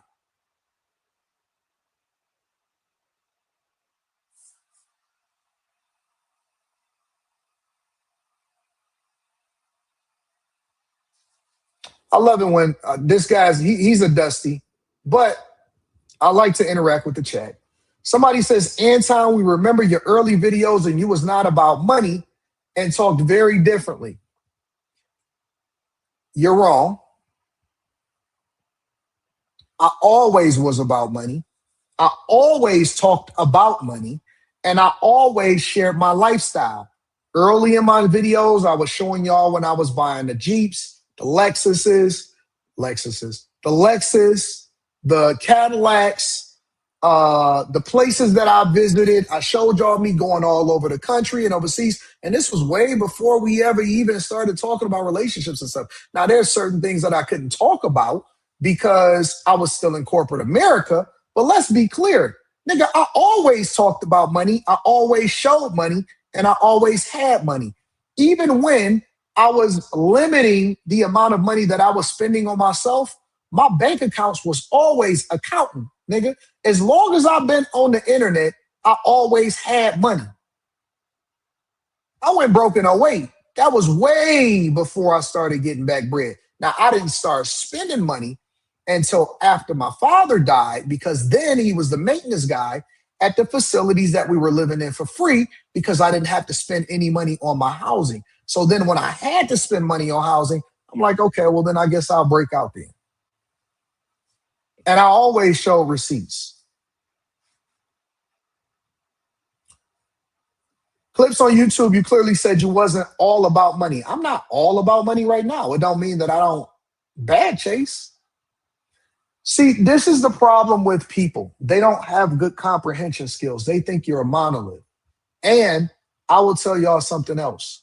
A lot of people try to keep you in the same space that you were 10 years ago. 10 years ago, I was a fucking liberal. I was a Democrat. Well, maybe not a liberal, but I was a Democrat. 10 years ago, I actually supported the Democrat Party. Why? Because that's the way that I was raised to do it. But as I grew and I evolved over time, I became a different person. And if you are the same person that you was 10 years ago, I actually am more scared for you than you are for me. If you meet me and you see that I'm the same person that I was 10 years ago on a video, that's a fucking problem. Somebody said, AD, why do you entertain them? Because the show, because the comments, the people in the chat, y'all know this, the people in the chat is a part of the show. This is what we do on the Millionaire Morning Show. Y'all are my co-hosts for the show. But I use this as a talking point to illustrate that you are supposed to change. You are supposed to get better. You are supposed to evolve in your thought. You have different lived experiences. Your child is older. You've been through some stuff. You've seen some people turn against you. You built this business. You built that business. You failed at this. You failed at that. You had life circumstances. The goal is to continuously evolve. Why would people really want to stay the same as they were 10 years ago? That's the dumbest argument that I've ever heard in my entire life. 10 years ago, I was making a case for why it is that I was still trying to struggle with the idea of still voting Democrat. If somebody said, Anton, you was voting Democrat 10, 12 years ago, but I vote Republican now, nigga.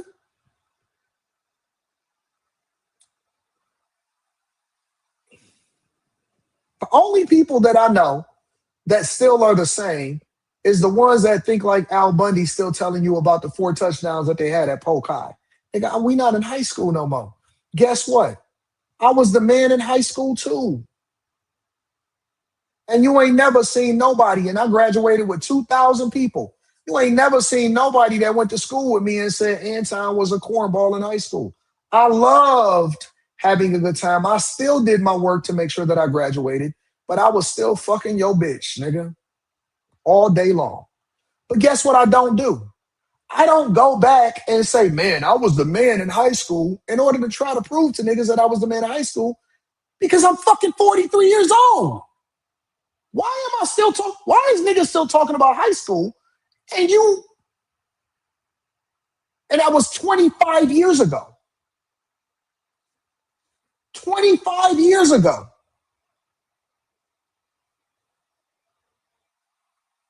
25 years ago, nigga. I don't think about people from 25 years ago. Facts. Most people peaked in high school and they still live with the same high school mentality. The goal is to get better. The goal is to become a better person. Nigga, if you the still person, it's still the same person you was in high school, that's a problem.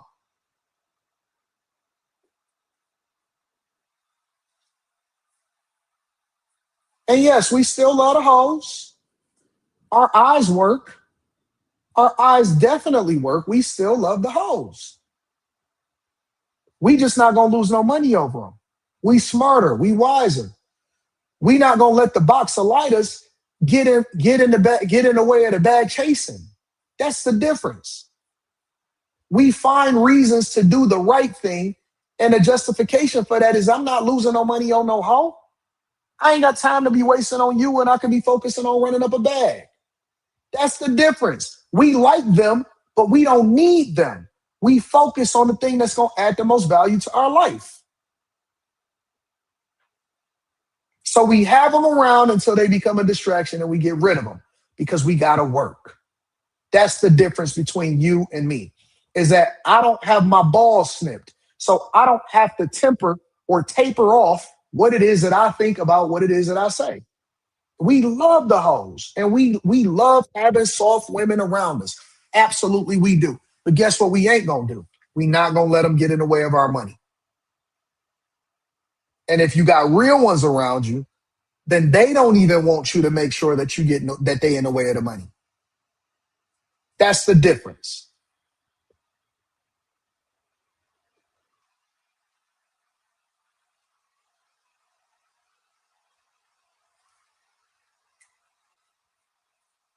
Y'all weird to me. Y'all weird to me. Y'all are weirdos to me. Do you want to continue to support or elevate a person's platform who's then going to turn around and do things that are demeaning to us as a society? It's interesting to me that like she's like the mega hero right now, but she's not included in their halftime Super Bowl show. You know how they're doing a Turning Points halftime show? Kid Rock is headlining. I assumed that Nikki was going to headline, but she's not even on the bill. It's a pride. The people, I see a Jasmine Crockett right here, and she's with her face turned up. Look at how she's reacting. I assumed that Nikki was going to headline, but she's not even on the bill. It's a. Y'all know that these people that put this camera in front of y'all face is basically putting a battery in your back, and they don't really agree with you, but they want to continue to have the conversation with you, and they want you to continue to say incendiary things because they're looking to get the clip to go viral. They got to keep their job. But occasionally, it's always cool to get some Jasmine Crockett content in here because it's good for views, I guess. Make sure you guys hit a like for the algorithm, subscribe to the channel, and turn on your notifications. Let me see what y'all talking about inside of the chat. Daniel says AD take over movie, music, comedy, and need new culture. I think I might take everything over. I think I might. AD, black women, the smartest on earth. Don't you know? We are done.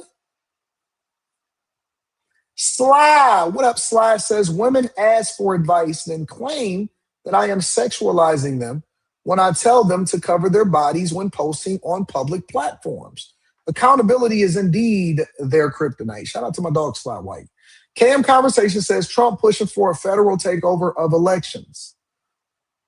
Okay, I haven't seen that, but if you want to send it to me in my email, I'll check it out. Daniel says, I hope Nicki Famous from Artistic Song blow the money. Amy Alamo in the building. What up, Amy? Says, good morning, Anton. I dumped the Rivian stock and picked up some ASML. Thank you for your recommendation. Has the hat link been posted? Thank you for an amazing day. It has not, because I've been consumed, but I don't anticipate doing any more interviews for the next month because I told your car it's time to catch up and make sure that everything is posted the way it needs to be posted. So I got you, Amy. Plus, I'm making sure that some other T's are crossed and I's are dotted. But I got you, Amy. You're going to be the first to know as soon as I do it. Master Irrigation says, man, F Jazz Man Croc. AR's back says, seeing the evolution of liberal time keeps me inspired. You got to grow, baby. You got to grow. Super Chats Got Me Broke says, was you a demon rat 20 to 25 years ago, Anton? By the way, good show, bro. I was a demon cracked. I was. But it was out of ignorance. And once I got more information and I was able to do the research for myself, I was able to break away from the plantation, bro. I was free now. F15 Golden Stripe Eagle says, AD, have you ever thought about going into politics? We need authentic people like yourself in Congress. ATM, there is all fake. They're all fake morons. You got the charisma, you got you're a natural comedian, and you're very intelligent, real talk. Hey, first of all, let me just say this. I appreciate when guys and people can give you a compliment. Because I give people compliments all the time. I always acknowledge when people are doing something dope. And so let me just say that I appreciate you. Secondly, I want to say I appreciate you for supporting the platform. And third, to answer your question, I absolutely, positively, probably will at some point run into politics, but I'm just not willing to sacrifice the bag right now in order to do so. I absolutely am and have considered it, and I probably will for my third act. Keep it. Legit, a lot of people in here know that. They know that. They empty mind, AD talent, and genius over money, says Daniel. DP in the building. Shout out to DP, says Crockett moving her head around like people who wear helmets on the short bus. Let me check something real quick. Shout out to Courtney Egger. I appreciate you, Courtney Egger, on Cash App. Shout out to Courtney Egger. Shout out to all of the content creators, too. I want to give you all a special shout out. Yeah. Let me see that. Oh, we moving right along. We already did 4. Oh, we got time today. And I got a late checkout, so I'm good. Let me, I want to go and check out this Sherry Shepherd situation. Give me a second. Oh, well, if I got time, I'll come back to that.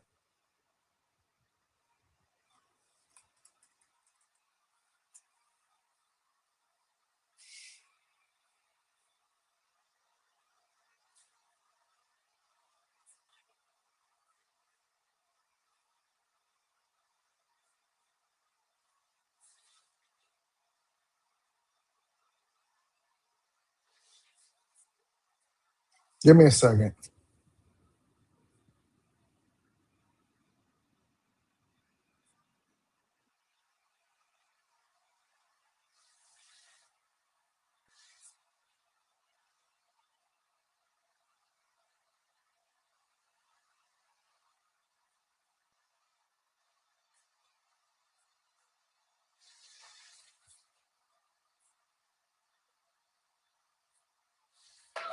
Oh, man. Hey, family.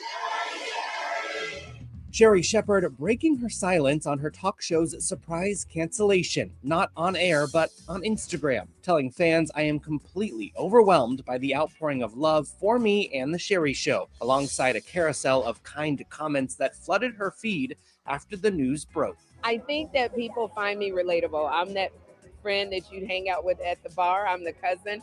I'm your sister. I'm your auntie. I'm your mom. And I think that people feel like, yes, Sherry is there, but she's been through it. I'm still standing. As much as I've been through, I am still standing. I am here, and I want to show women that you can do this too. Right. You can be seen. It took me 18 plus years to be placed at 55. So it's like, it's not over.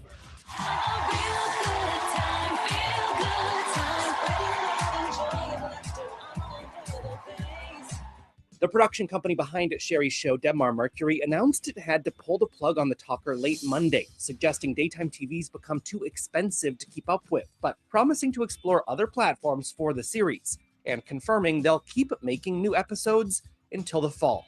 I'll hold something on today. I think personally, and I don't think that this has anything to do with Sherry Shepherd. I don't have anything against Sherry Shepherd. It's nothing that I've ever come across that would ever lead me to believe that I should criticize Sherry Shepherd. I actually feel bad a lot of times when people get their shows canceled and things like that, because that's an income. That's a form of income. But here's the thing. I think that everything in our landscape, businesses, jobs, content, journalism, everything is evolving and everything is changing. Remember when they used to do music videos and you used to have to do a Hype Williams music video? And I remember that some of those music videos used to cost anywhere from $500,000 to $2 to $3 million for a music video. For a music video. Now, you hired a little homie, you give him $1,000, and they could either shoot it on their iPhone, or they can get their camera, their Canon, or they can get their Nikon, and they be shooting it right there. They edit it right there on the spot, and they had that video out the next day. And people that didn't adapt, they died. I believe that everything is going independent, and unless, even when it comes to shows, look at the streaming services now, right? The streaming services made adjustments from movies, meaning that as many movie theaters started to die and people stopped going to movie theaters, people had to sell their movies, and movie stars had to start going over to streaming services. And that's why you see a lot of those exclusives. If you go to the Sundance Film Festival, or some film is getting rave reviews or something like that, then that's when a streaming service, a Netflix or something like that, they'll go and pick it up. Journalism. Journalism had become something that was upended when it came to newspapers, because people started moving away from newspapers the minute that they seen an online presence, right? But then a lot of these newspapers, they went and started their own site. We're going to get to the Washington Post and stuff like that a little bit later. And that's the way that they adapted, but they never fully recovered from the idea that the internet had upended their business, right? So what happened now is journalism has changed from you being able to be funded by some kind of news organization or writing an article to where if you don't have a social media presence, you are going to die. But here's the thing. You said, yes, they go independent, the ones that are good enough, because nobody want to read your writing. And if you don't have the ability to communicate effectively and keep people's attention while being entertaining, then nobody's going to check for you. They don't give a fuck about if you used to write for the Washington Post or something like that. And so the same way that that's happening is the same thing that's happening when it comes to shows and networks and TV. You know why?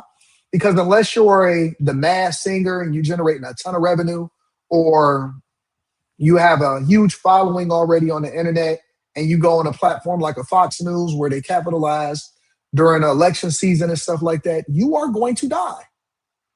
All of this is going away. You know why? Because the same way that Pat McAfee was able to create a show and get a following, then ESPN said, hey, listen, we want you to be a part of what we got going on. We basically want to license your show in order for you to be able to join the platform. But gone are the days, in my opinion, in mass, and it's going to continue to dwindle away, where people are being produced on TV. People that even watch daytime TV are dying off. People that are watching daytime TV are dying off. And so it's going to be a survival of the fittest. In this new world where we have technology and streaming services and stable internet connections, and we have some of the most unique, talented people that are independent, it's going to be a kill or be killed world because A, you're going to have to work your ass off. B, you're not going to have any support. And everything is going back to the way that it used to be as far as independence. We just got technology to support us. Even when it comes to regular jobs, every single day. The people that are going to thrive, the people that are going to be the new middle class, are going to be the ones that are able to sustain themselves, not the ones that just depend on a job in order for them to be successful. I'm telling you, bro, everything is going away from big box, and the true unique experiences are going to be the people that are able to sell themselves and create a space and carve a space for themselves in this new world that we live in. Everything is going to change. Everything is going to be different. Ain't no more record deals unless you already got motion and you got a following. I seen LaRussell recently signed with Rock Nation. Ain't no more A&Rs as cultivating talent because you found a nigga outside of the radio station and you spent a hot 16. Nobody give a fuck. They're going to say, hey, man, where your Instagram at? You got motion? Where your music at? What's your look at? What's your look? Oh, okay. Well, I can't mess with you because you ain't really got no motion on your own.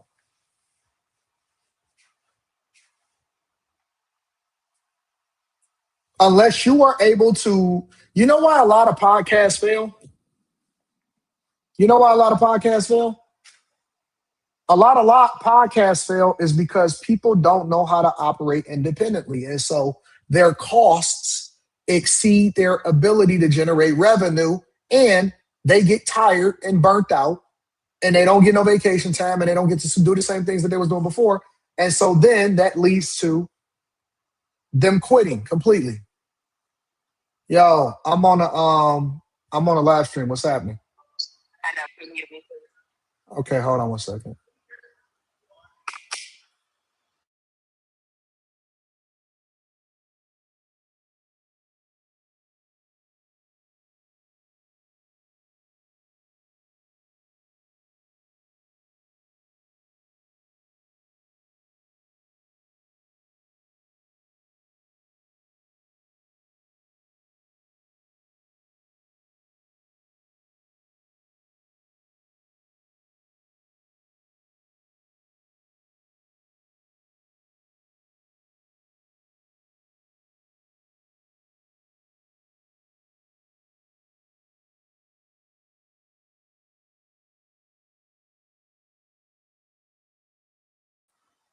All right, sorry about that. I had to take a phone call. But I guess what my point is you're not going to just be able to, I was talking on the phone, that's why I was muted. You're not going to just be able to get a deal or get a Netflix special or anything like that. You're gonna have to build yourself up and you're gonna have to work your ass off. What up, Kim? What up, Kim? Audience is everything, AD. Don't you agree? I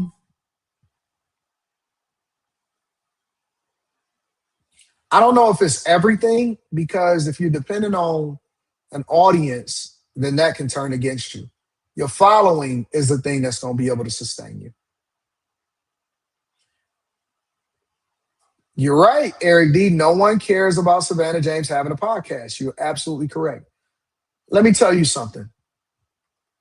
And this is just, I'm just keeping it 100 with you. I'm going to keep it 100 with you. You know why I am always going to be on top? You know why I'm always going to win?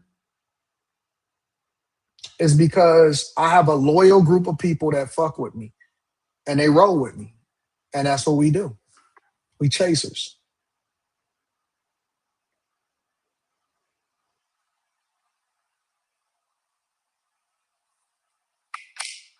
I can take my audience and take my people anywhere.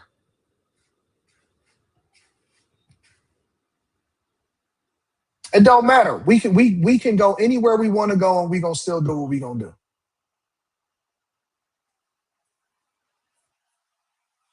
Kim says, "Hey Anton, I agree with you. People will be flipping through social media pages like TV stations. It's the new face of entertainment. It's the facts. When I don't go live in the morning and I say, oh man, it's a flight I had to catch or I had an emergency situation, I'm gonna do a makeup show on Saturday. Y'all be DMing me, texting me, trying to make sure that I'm okay. If I don't post it fast enough, hey, is everything good? Y'all heard from AD? I love that. I love that. But we a crew, we a community, we a group of people that truly love and support one another.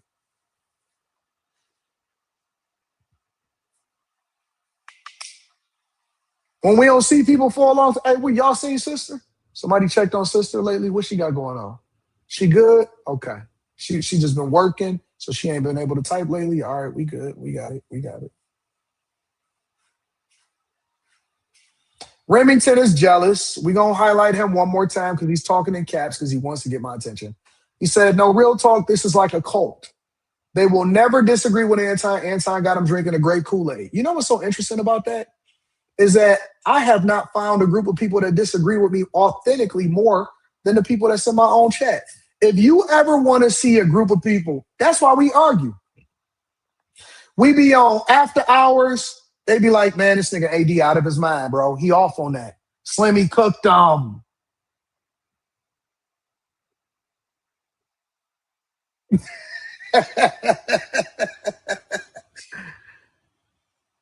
Slimmy got him on that one. Eric D is a moderator, and Eric D disagree with me all the time. But see, again, they want to create a narrative because they're upset at the fact that we are a crew. We are family. We family, and we love each other, and we support each other. And so that is the reason why people get upset. It's because it's not that we don't disagree with each other. It's not that we don't disagree with each other. It's that we don't hate each other, and we don't disagree with everything just for the sake of disagreeing. We objective, and that's what separates us.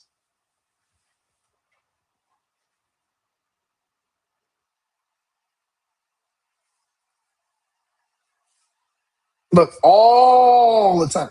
I get people that come up to me all the time and they say, man, I disagree with you on some things, but you was cooking on that one subject. Why do people have to disagree with you? You know what I'm saying, Kim? If you agree with me, nigga, whoever the other guy was, the Remy, you need to agree with me more. Me and Fi had it out for about 3 weeks straight over Dame. Fi said, Ty, nah, man, you wrong on that, bro. Man, nah, man. Ty, nah, bro. Dame got it, man. I'm telling you. Nah. And then I said, nah, Fi, I think you're wrong on that. And then guess what? When we link up and we be in person, man, I love you, bro. What's going on?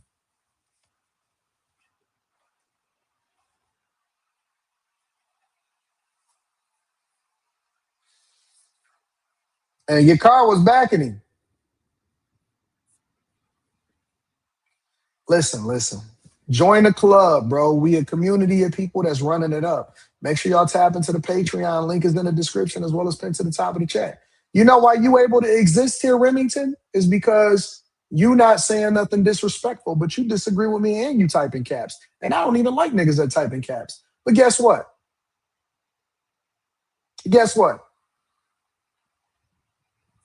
If you're not saying nothing crazy disrespectful, then I don't mind you being in here going back and forth with people because it's not about whether you agree or disagree. It's about having good dialogue and having a good time, bro. I seen Dame open up the bowling alley.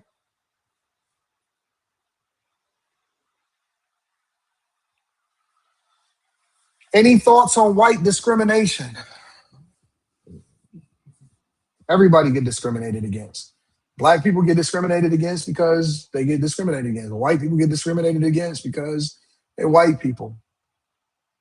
I was talking to Tasha K yesterday, and she said, she didn't say this per se, but We were talking about women that were too pretty, and we talked about it on the last after hours on Tuesday about the woman that was coming in to babysit, and all of the women, including Kim, said that you're not about to tempt the husbands. They get discriminated against from certain jobs because the wives don't like them. Everybody gets discriminated against. Daniel says, AD, it can be done, room 9, 24-hour live stream. I got to create the shows, though. It has to be good, authentic shows. I don't want to just have it up and run it. I want to have it meaningful and people want to actually tune in. AD doesn't need outside validation like Hollywood. That's a fact. Riri says, you also involve and recognize your audience because I love y'all in real life. There's people that don't even read super chats. That's crazy to me. People just let super chats go by. And I've been saying this since the beginning of time. And they don't even have the money like I got money. It's people that actually let super chats go by. And if you don't donate a certain amount of money, then they don't even recognize you. I said, this is crazy. What kind of privilege do you guys have?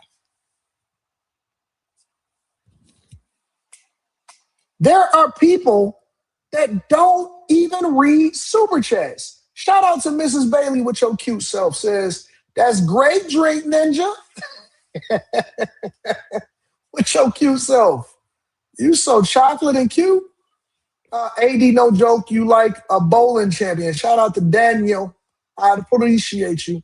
I see it, bro. Man, people will send, or they only say, oh, I'm going to read super chats or this much or more. I'm appreciative if you give me 99 cents. I'm reading that.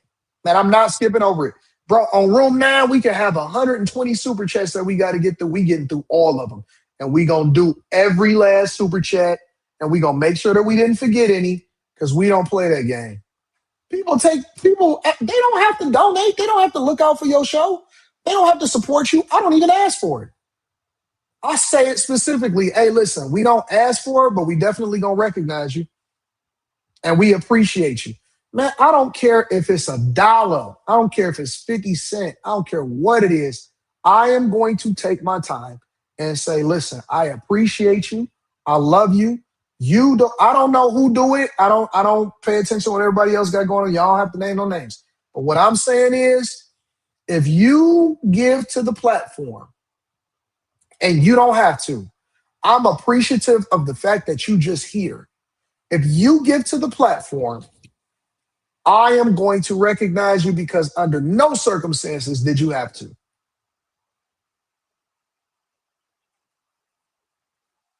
Okay, don't be calling the people in the chat idiots. Now I'm going to have to time you out.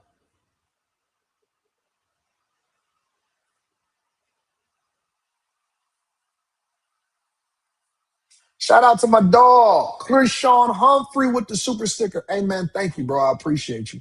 Thank you for supporting the platform. KM Conversation says Trump administration is suing Nike. I'm going to have to deep dive into that. I haven't heard that one. Send that to me. I'm going to cover that tomorrow. Critical Smoker is in the building. Shout out to the Critical Smoker. Pretty Boy says, can we have a Patreon on how to navigate the new workforce for us young adults? Let me write it down. Because I got one coming up on content creation too. And Block Club Patreon.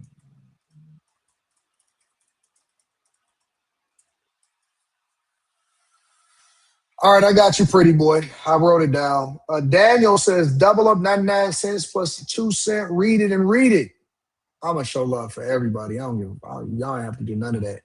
I DM'd you a situation out of my hometown that happened yesterday afternoon. You might want to discuss. All right, I'll look into it.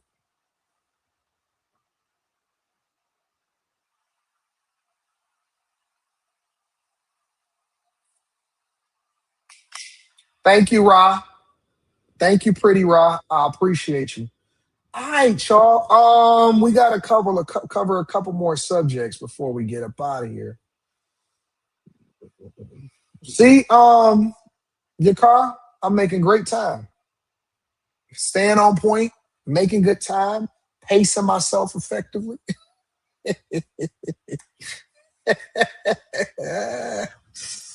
Oh, hold on.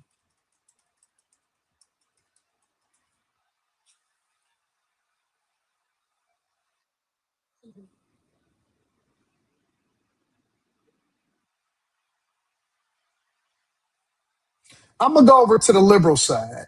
Y'all know the liberal side?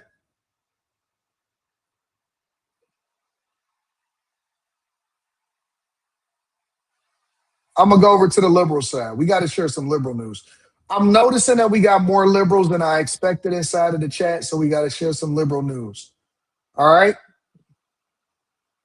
Well, wait a minute. Hold on. Before we get to the Washington Post, talk And about tonight, this first. NBC5 News has learned layoff notices are being sent to Chicago City Hall janitors. 9 of the 21 custodians were told they're out of a job starting next week. Now, the mayor's office blaming the new budget that aldermen approved, but the mayor did not support. Today, one of those janitors laid off, who's worked at City Hall for 20 years, spoke with our political reporter, Marianne Ahern. Marianne. Good evening. All of the janitors work for a third-party contractor. Not only is the worker we spoke to out of a job, he says he will not receive any vacation or severance pay. Mm. Juan Ramirez, who's worked at City Hall as a janitor for 20 years, received this letter telling him as of February 13th, he's out of a job. He can't read it. He don't speak English. After 20-something years of working as a janitor at City Hall, and don't get me wrong, all jobs matter. Juan is still speaking in Spanish. This nigga still talking to Keto Taco Bell. I think that that's disrespectful. I think that when in America, you got to speak American, not English. You got to speak American. Juan is still speaking mumbo jumbo. Received this letter telling him as of February 13th, he's out of a job. They told them last Monday, and yeah, he was really surprised. You need a translator. Ramirez works for A&R Janitorial Service based in Cicero. They would not comment today. The company, however, tells him, quote, your health and welfare benefits will also cease on this day. He's worried about the mortgage and the insurance for his wife, and he don't know what he's gonna do right now. Mayor Brandon Johnson, who refused to sign the city's budget, but also did not veto it, through a spokesman says, quote, it is unfortunate whenever city vendors or contractors reduce their workforce. The vendors, contractors make their own decisions on layoffs, terminations, and severance packages. The city is not involved with those determinations. These are the smallest of the small companies, and these are the lowest of the lowest paid. And for the mayor to pick on the smallest and the lowest paid workers is troubling. Alderman Gilbert. No. I hate to do this, and I'm so aggravated at myself right now. I'm so disgusted at myself right now because I hate the fact that they're forcing us to do this. I'm ashamed of myself. I'm ashamed of what I have to do right now. I have to defend Brandon Johnson. God damn it. I have to defend Brandon Johnson in Chicago. I can't help myself. I have to be objective. I'm not going to just say something just because I don't like Brandon Johnson. I am going to actually stand up for him right now and say, you can't say that he's picking on the little person. God damn it. It's business. It is business. This is not him picking on anybody. This is him making sure that he manages the city budget as approved by you guys, the aldermen. And although I don't agree with a lot of the things I don't agree with almost everything that Brandon Johnson says, if he says, listen, we have to reduce contractors in order to stay within the budget, then that is not him picking on a little guy. That is him doing the thing that is in the best interest of the constituents. This hurt my heart. Can't believe this. I'm up here having a conversation on Brandon Johnson's side.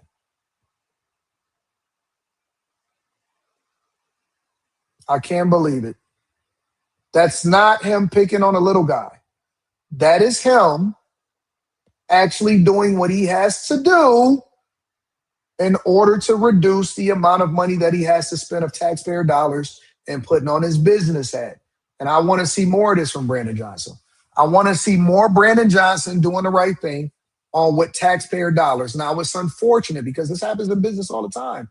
And the more that municipalities start taking a business perspective and start managing our tax dollars effectively, you can't just give out jobs. You can't just give out contracts. You can't just renew contracts.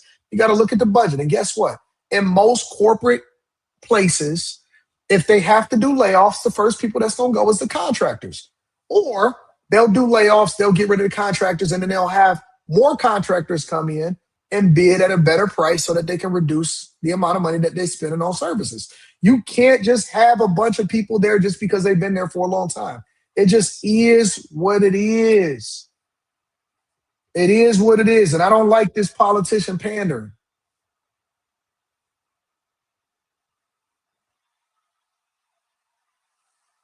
I don't like this politician pandering because it made me have to defend Brandon Johnson. That aggravates me. That upsets me. I don't like that. Listen to what he says. And severance packages. And then this is what Brandon Johnson said. He said it's unfortunate whenever city vendors or contractors reduce their workforce, the vendors and contractors make their own decisions on layoffs, terminations, and severance packages. The city is not involved in those determinations. Well, he's absolutely right. What Brandon Johnson is saying is we are the ones that then determine what the budget is going to be. We tell them, hey, listen, because if you're a contractor, then that means that you got to go find another contract. It doesn't mean that them as Chicago as a city is required to keep you on as a contractor. They do what's best for their budgets. Now, your company, and this is where the news got it wrong, their company laid them off because they couldn't find more work for them. You are working there as a contractor, meaning that your company is contracting with the city of Chicago, and if the budget doesn't meet expectations or they got to make cuts or they're going in a different direction or they got a different vendor that's going to do it at a cheaper price and a better product, then guess what? Your company's responsibility is to either find you more work or they have to lay you off. You do not work for the city. Brandon Johnson, oh, Jesus, I hate this.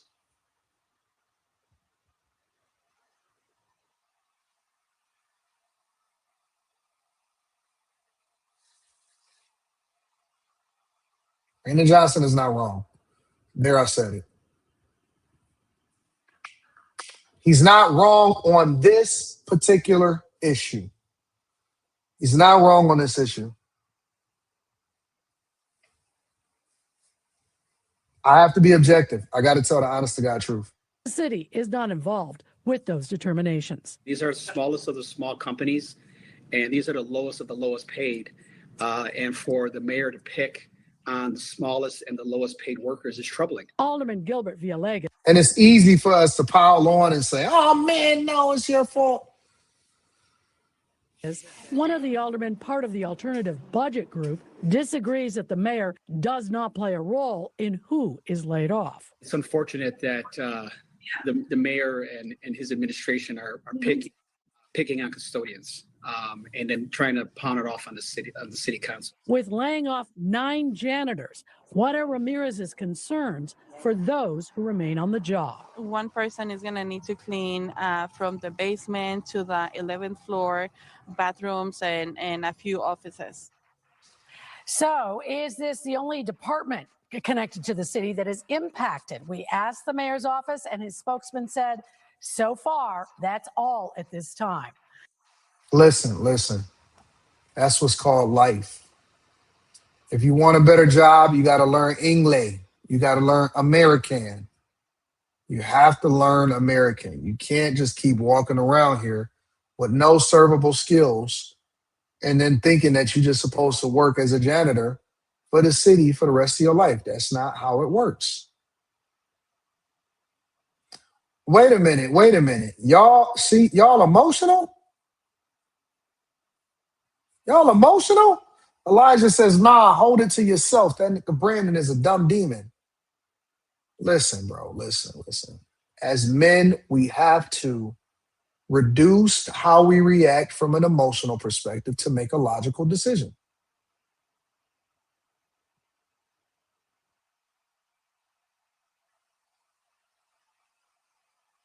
You have to make a logical decision. You can't be emotional. That's not what's good. It's not good for business when you make an emotional decision, bro. It's not good for business. Anybody that is in their emotions and leaning into their emotions when they're making decisions, they're dangerous. It's a dangerous person. I was there when a Russian missile hit a Ukrainian That playground. is a dangerous person. The Washington Post is laying off about a third of its workforce across all departments. Executive editor Matt Murray says the cuts are part of a broader restructuring effort amid ongoing financial challenges. In a statement, the paper said, quote, "The Washington Post is taking a number of difficult but decisive actions today for our future in what amounts to a significant restructuring across the company." Now, these steps are designed to strengthen our footing and sharpen our focus on delivering the distinctive journalism that sets the Post apart and, most importantly, engages our customers, end quote. Now, former executive editor of Washington Post, Martin Barron, posted to social media blaming owner Jeff Bezos for what he says is focused business interests over the paper's long-term health. He also said, quote, "This ranks among the darkest days in the history of one of the world's greatest news organizations." And marks among the dark interests of blaming. Now, former executive editor of Washington Post. He said, "This ranks amongst the darkest days in the history of one of the world's greatest news organizations." I had this conversation with y'all earlier, didn't I? And I told y'all, I said that you have to evolve. You have to evolve. It's adapt or die. That is the name of the game. We are in a technological era, and the name of the game is adapt or die. I was walking in the airport the other day in Tulsa, Kim. You know what I was thinking? I thought about you because I remember us having a conversation on After Hours, and we was talking about, I think you were saying that you want to get your pilot's license. And I was thinking to myself, I want to get my pilot license. You inspired me. You inspired me. I don't know if I would ever have the time or the capacity to ever actually do it, but I would at one point actually want to get my pilot's license. And so I say that because I don't want you to forget about what you said. I want you to absolutely, positively follow through on that. I am going to hold you to that. You said that you wanted it, and so now I'm going to push you. And on a regular basis, I'm going to make sure that I remind you that that's what you said that you wanted to do. On a regular basis, I'm going to remind you that that's what you said that you wanted to do.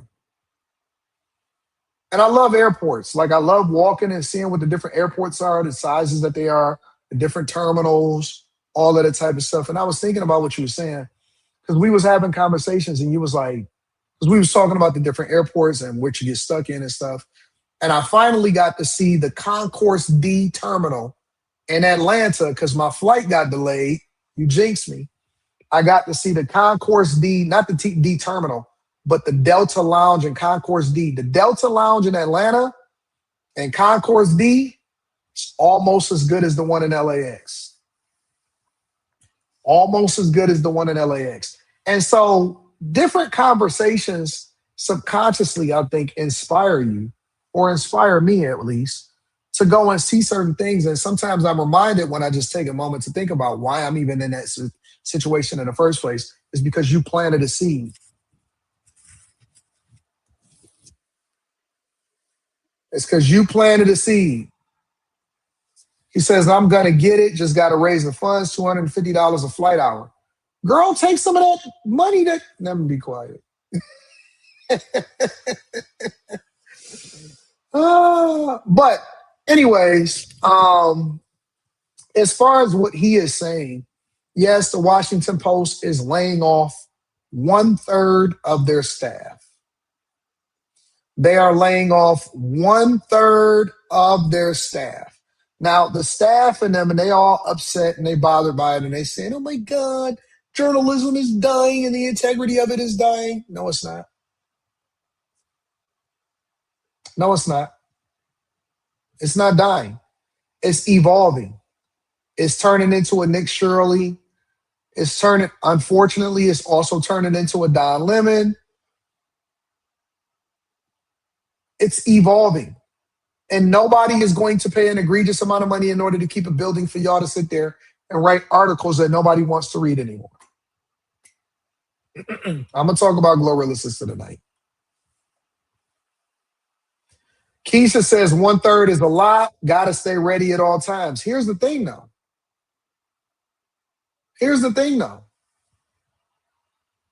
I think most of these companies are overstaffed. I think that a lot of these places have too many people. Real talk.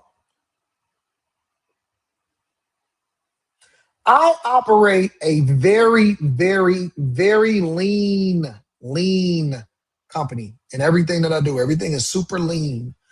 That allows for me to pay more money to people that do more. But even I, sometimes I'll be thinking to myself, like, am I overpaying too much money? But it's just because you're always thinking and adjusting and always trying to figure it out. So with us being able to do some of the things that we do in some of my own companies, I then have a better lens, and then I can look at something like a Washington Post and say, they take 2 weeks to research and put out a fucking article that ain't nobody gonna read. You know what I'm saying? They take 2 weeks to put out an article and research an article that 200 people wind up reading the end of it. And it's like, is this a waste of resources or do we need to evolve?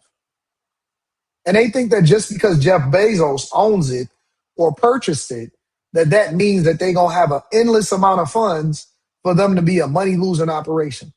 Nope. That's not how it works. That's not how it works. Martin Barron posted to social media blaming owner Jeff Bezos for what he says is focused business interests over the paper's long-term health. He also said, quote, "This ranks among the darkest days in the history of one of the world's greatest news organizations." And Martin Barron joins us now. We should note you left in 2021 before this round of layoffs. But Martin, you actually wrote on social media that during your time as executive editor, you were grateful for Jeff Bezos's, quote, steadfast support and confidence, and that he, quote, spoke forcefully and eloquently of a free press and the Post's mission. But now, of course, you are here criticizing his business decisions. So talk about what changed for you. Well, I've been disturbed about what's happened over the last several years, particularly the lack of a clear vision about what the Post should be. They've talked about resets several times, but it looks more like a retreat, just cutting staff. They have failed to actually articulate a real vision for what the Post should be and how it can best serve its customers and live up to the promise of its heritage and the ambitions that it has long set for itself. What's remarkable, I think, to a lot of people, and we can talk about the history, the legendary history of the Washington Post as personified by Katharine Graham and Ben Bradley and yourself. But I want to talk about sort of these decisions. I mean, I just saw a post from a correspondent, a Washington Post reporter who's in Kyiv, who only just days ago, as she was preparing to file her story on what is happening in that part of the world. In other words, an active war zone, was talking about how it was so cold that the ink in her pen was freezing, but she still was able to meet her deadline and file that story on and to provide the Washington Post readers with some crucial information. She has been let go. She's still in that war zone. How does something like that happen? You're asking the wrong person. You need to ask the people at the Post.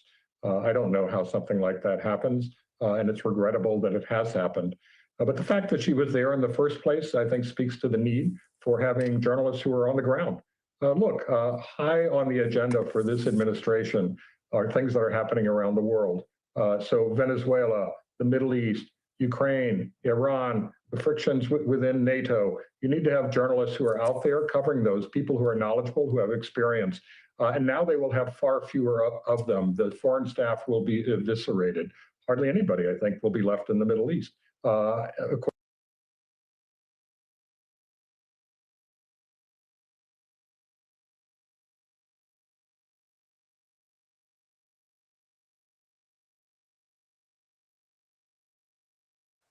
My bad. All of the things that y'all did in the past and all of the justification for y'all trying to keep y'all jobs, we done with that. We done with that. You're gonna have to evolve. You're gonna have to grow. You're gonna have to get yourself a better situation, and you're gonna have to go ahead and run it up a bag. Make sure y'all hit a like for the algorithm, subscribe to the channel, and turn on your notifications. I caught myself. See how fast I caught myself? I caught myself. Let me look at one more thing before we read super chats. And then we're gonna go ahead and get out of here. I want to go into this Ashton Hall situation. I've never actually reviewed Ashton Hall before. It seems like he has a lot of haters. Ashton Hall. For this video, I want to give back to you guys. I'm going to be giving away $1,000 to anybody who likes this video. They're subscribed to me already, and they send me proof to my Instagram DMs. I'm choosing one person, and I'll be hitting you. Let's get to it.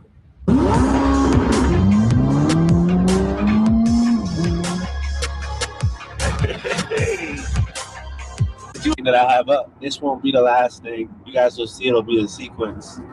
I'll be giving up cars. I'll be giving up clothes. No more jewelry. Switching my location to where I live. But that'll be a later day, right? Today is going to be focused on moving past the cars that I have. The Ferrari, the Rolls Royce, the G-Wagon, the Tesla I have back in Jacksonville.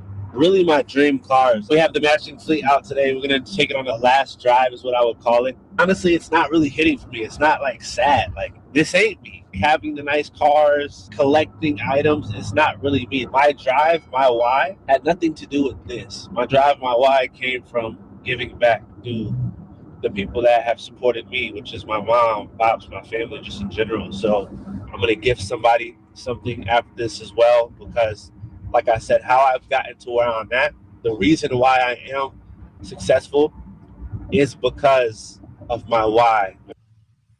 I've seen a little bit of this on the internet, and people were saying that y'all know who Ashton Hall is, right? Ashton Hall is the bodybuilder type of dude. He raced speed and he wound up losing, and people were happy that he lost, and they were teasing him about it. He was the dude that did the commercial, not the commercial, but the thing where he was dipping his face in the water and what he do, and then a bunch of people imitated him. Here, let me see if I can find that video. That morning routine video he did.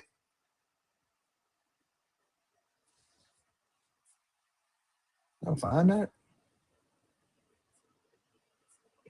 It had a ton of views. It went super duper viral.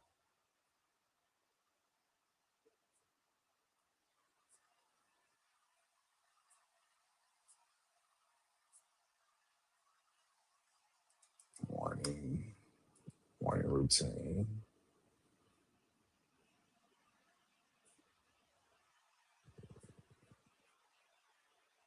Yeah, here it is. This is the one right here.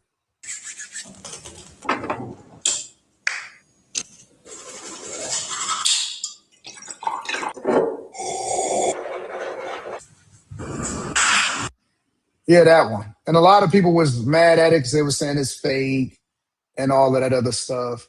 But anyways, I think that it's a lot of people that actually hate on bro. And I don't know why. I can't understand why people hate on him. Every single situation where it seems like somebody had a real life interaction with him, or they ran up on him with a camera or something, a lot of people say that he's a genuinely good person. Why do you say that? Why do you say meatball head, he not the sharpest? Do y'all think, I think that people are jealous of Ashton Hall. I genuinely do. I think that what we're experiencing nowadays is guys that wind up getting a lot of visibility, and he's never done anything wrong to anybody, but people are now have created this thing. And this is what I'm saying. Like, you don't even have to be an asshole. You don't even have to say anything controversial. You don't even have to say anything wild. And people are still going to hate you. Why? Because there's going to be a divide of people that hate you or people that love you. And people that hate you, they're going to make review of it. So now everybody is saying that he's broke because he's saying that he want to sell all of his stuff. and that his stuff, all of this stuff doesn't mean anything to him anymore. Now, there's a group of people that saying, oh man, the payments must be catching up to him or all that other stuff. I don't know, maybe. But then maybe there's a bunch of stuff that he doesn't care about anymore. I am kind of going through that right now where I am on the road so much. I'm on the road so much. I'm spending more time in the air than ever before. My calendar is shot. It is booked up. And when I get back to the house, I don't really get to drive anything. But I got 12 cars sitting around that I don't even drive. And the only car that I do drive when I get into it, if I'm not taking an Uber, is I'll take my Navigator. So now it's like, do I care about this stuff? Is this meaningful to me? Is this a big deal? No, because I do care about building more property, so I'm gonna continue to invest in that. But at the same time, it's like, I got all of this stuff, but I don't really care about it anymore. It's not meaningful to me. So why are people sitting there mad at him? Because he's saying that he don't find value and he's tired of driving the same cars all the time. You think all of his money is spent? But why do we think that? Like, what tells us that? There's no bankruptcy filings. He didn't say, there ain't no baby mamas that he coming out with, ain't no lawsuits. Why do y'all think that he ain't got no money?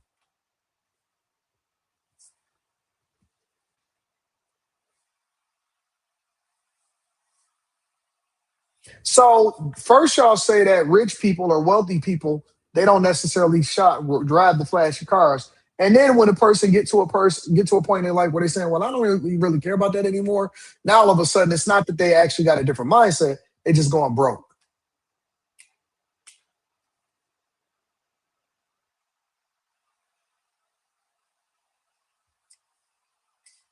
Why you can't evolve? Why you can't go into something different? I do. I got like 12 cars. My insurance is like, I showed y'all my insurance. I showed y'all what my insurance is. My insurance is crazy. Actually, I got 13 now. I just picked up one.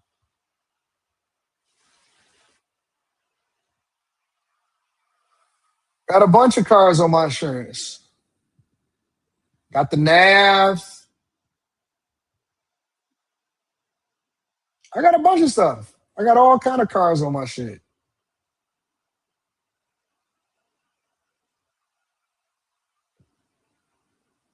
I got a bunch of cars, motorcycles, all kind of stuff on my stuff. So, I mean, but I don't drive almost none of this stuff. I don't drive any of this stuff. So it's nice to have when I want to break out. I probably drive my Challenger 3 times a year. Tops. 3 times a year. And I drive the Navigator. The Navigator is my favorite.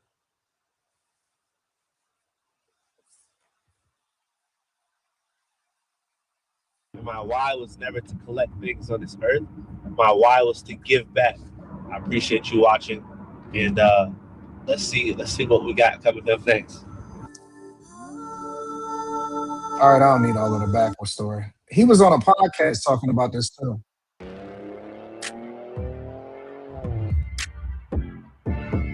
Jump over hurdles, to get through hard times, so we can help people who have gone. Yeah, I'm excited. I'm super to excited. Miami is different level, bro. Is there anything else that you're super excited about and focused on that isn't fitness? Yeah. Why the freak does everybody believe that you can do what it is that you're saying that you're gonna do? So did you, before you had, and they make their YouTube, streams, are the clips from streams? Okay, so I think they just be hating on him, bro. I genuinely think that they're just hating on him. At this point in your life, do you think you could die happy? What do you mean by like die happy? Like, am I okay to die right now and I'm good? I'm not saying you want to die. I'm not saying you have any intention of dying anytime. Imagine I die like a week from now. I would bro. No, that won't happen. God won't let that happen. Yeah, I mean, look, when it's your time, it's your time. You know what I'm saying? Like, I don't want to die right now. I don't. Because I want to have kids. Yeah, me too. Yeah, I want to leave a trace. And I know like the job is not done. Yeah. It's not done. They will make some crazy clips out of this one if I died though. Look, but I don't know. Kinda Not right goofy. now, bro. Like when it's your time, it's your time, and I'm cool. I'm not afraid to die. I'm definitely not because I know I'm going. You know what I'm saying? My beliefs, like I have like strong hope. So it's like I'm cool because I guess I won't know like hey, it's today. Like I'm chilling. But like if a doctor gave me a year to live now, so I'm giving up all my cars. Yeah, I have a Ferrari, G-Wagon, a Rolls Royce, Tesla. I'm giving them all up next week. Yeah. What is this for? Just to reset. So I'm buying like a 1998 Beamer, BMW. Yeah, it's not a collector. Is this a YouTube video or is this? Nah, like... this is just life, bro. Like it's like I think the car is like $8,000. I'm gonna buy that. Yeah, so I have like over $1 million in cars right now. I just realized like, and I'm looking for new cars, right? And one day, like, you know, I live in a penthouse in Miami as well, a really nice condo, and I signed a lease for 3 months. And I only did 3 months because I wanted to see if I liked the area. And turns out I wasn't hype about the area.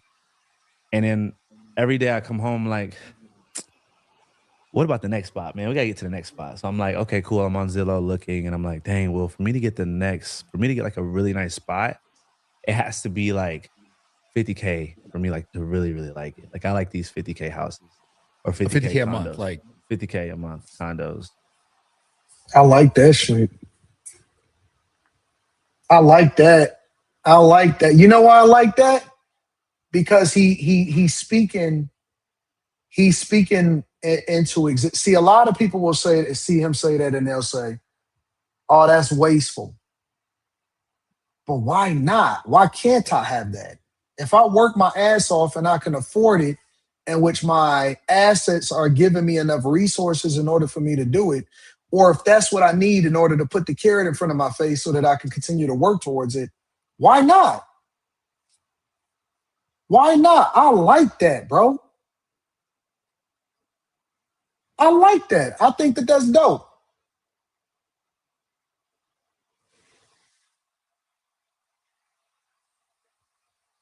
You say, AD, all I see is little boy talk. Now you hating. You hating. It ain't nothing wrong with wanting to do more and doing better and doing greater and running up a bag and all of that. I like that, bro. You know why I like it? Because I was looking at some places over in San Diego, over in La Jolla. Now, I would never actually. The problem with that is that I don't feel comfortable living in California. And so I can't justify ever actually moving to California. But just for the sake of conversation and shits and giggles, I did the research to understand exactly how much money it's going to take for me to actually live over there. And for me to live the lifestyle that I want, it's going to be somewhere between 20 to 50K. And I think that that's inspirational. I think that that's awesome. I think that that's great.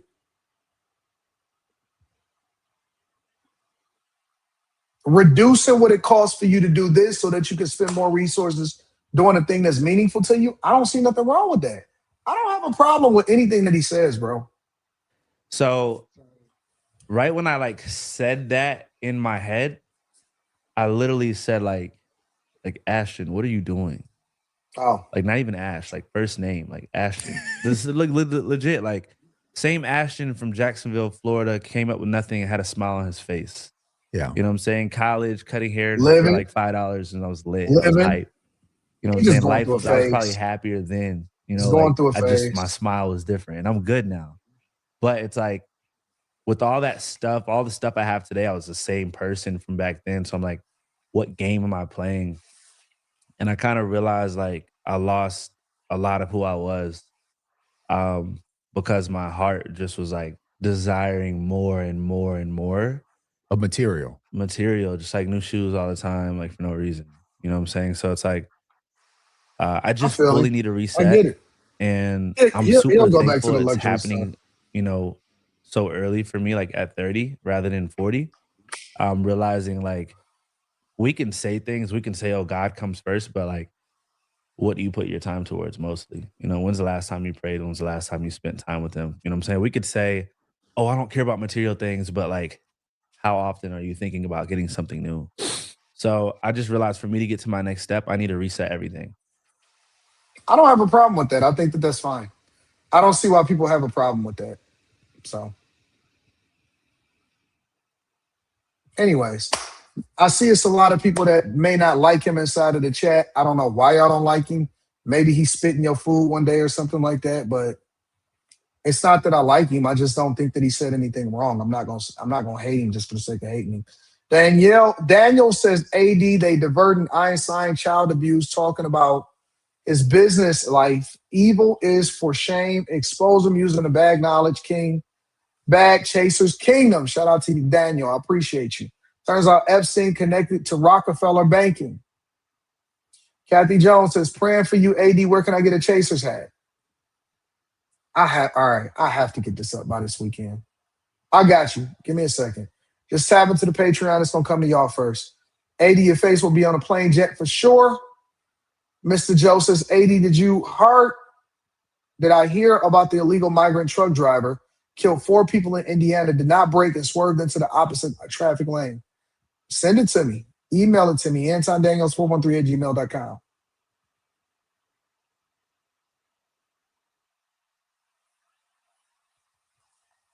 Unless you're a multimillionaire, billionaire, I don't think you can abstain that. You can sustain, probably you meant to say sustain that lifestyle for a long time.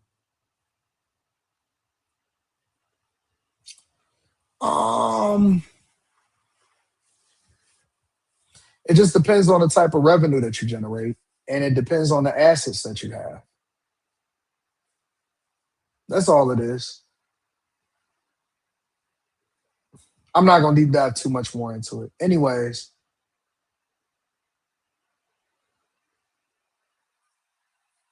he just wants to heal his soul, AD, away from stuff. I think that that's fine. I think that that's dope.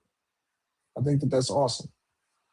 Anyways, make sure you guys tap into the Patreon. Link is in the description. T-Gently, 40% off your first order, 20% off for life. I love y'all. I appreciate y'all. I'm going to see y'all tonight on After Hours.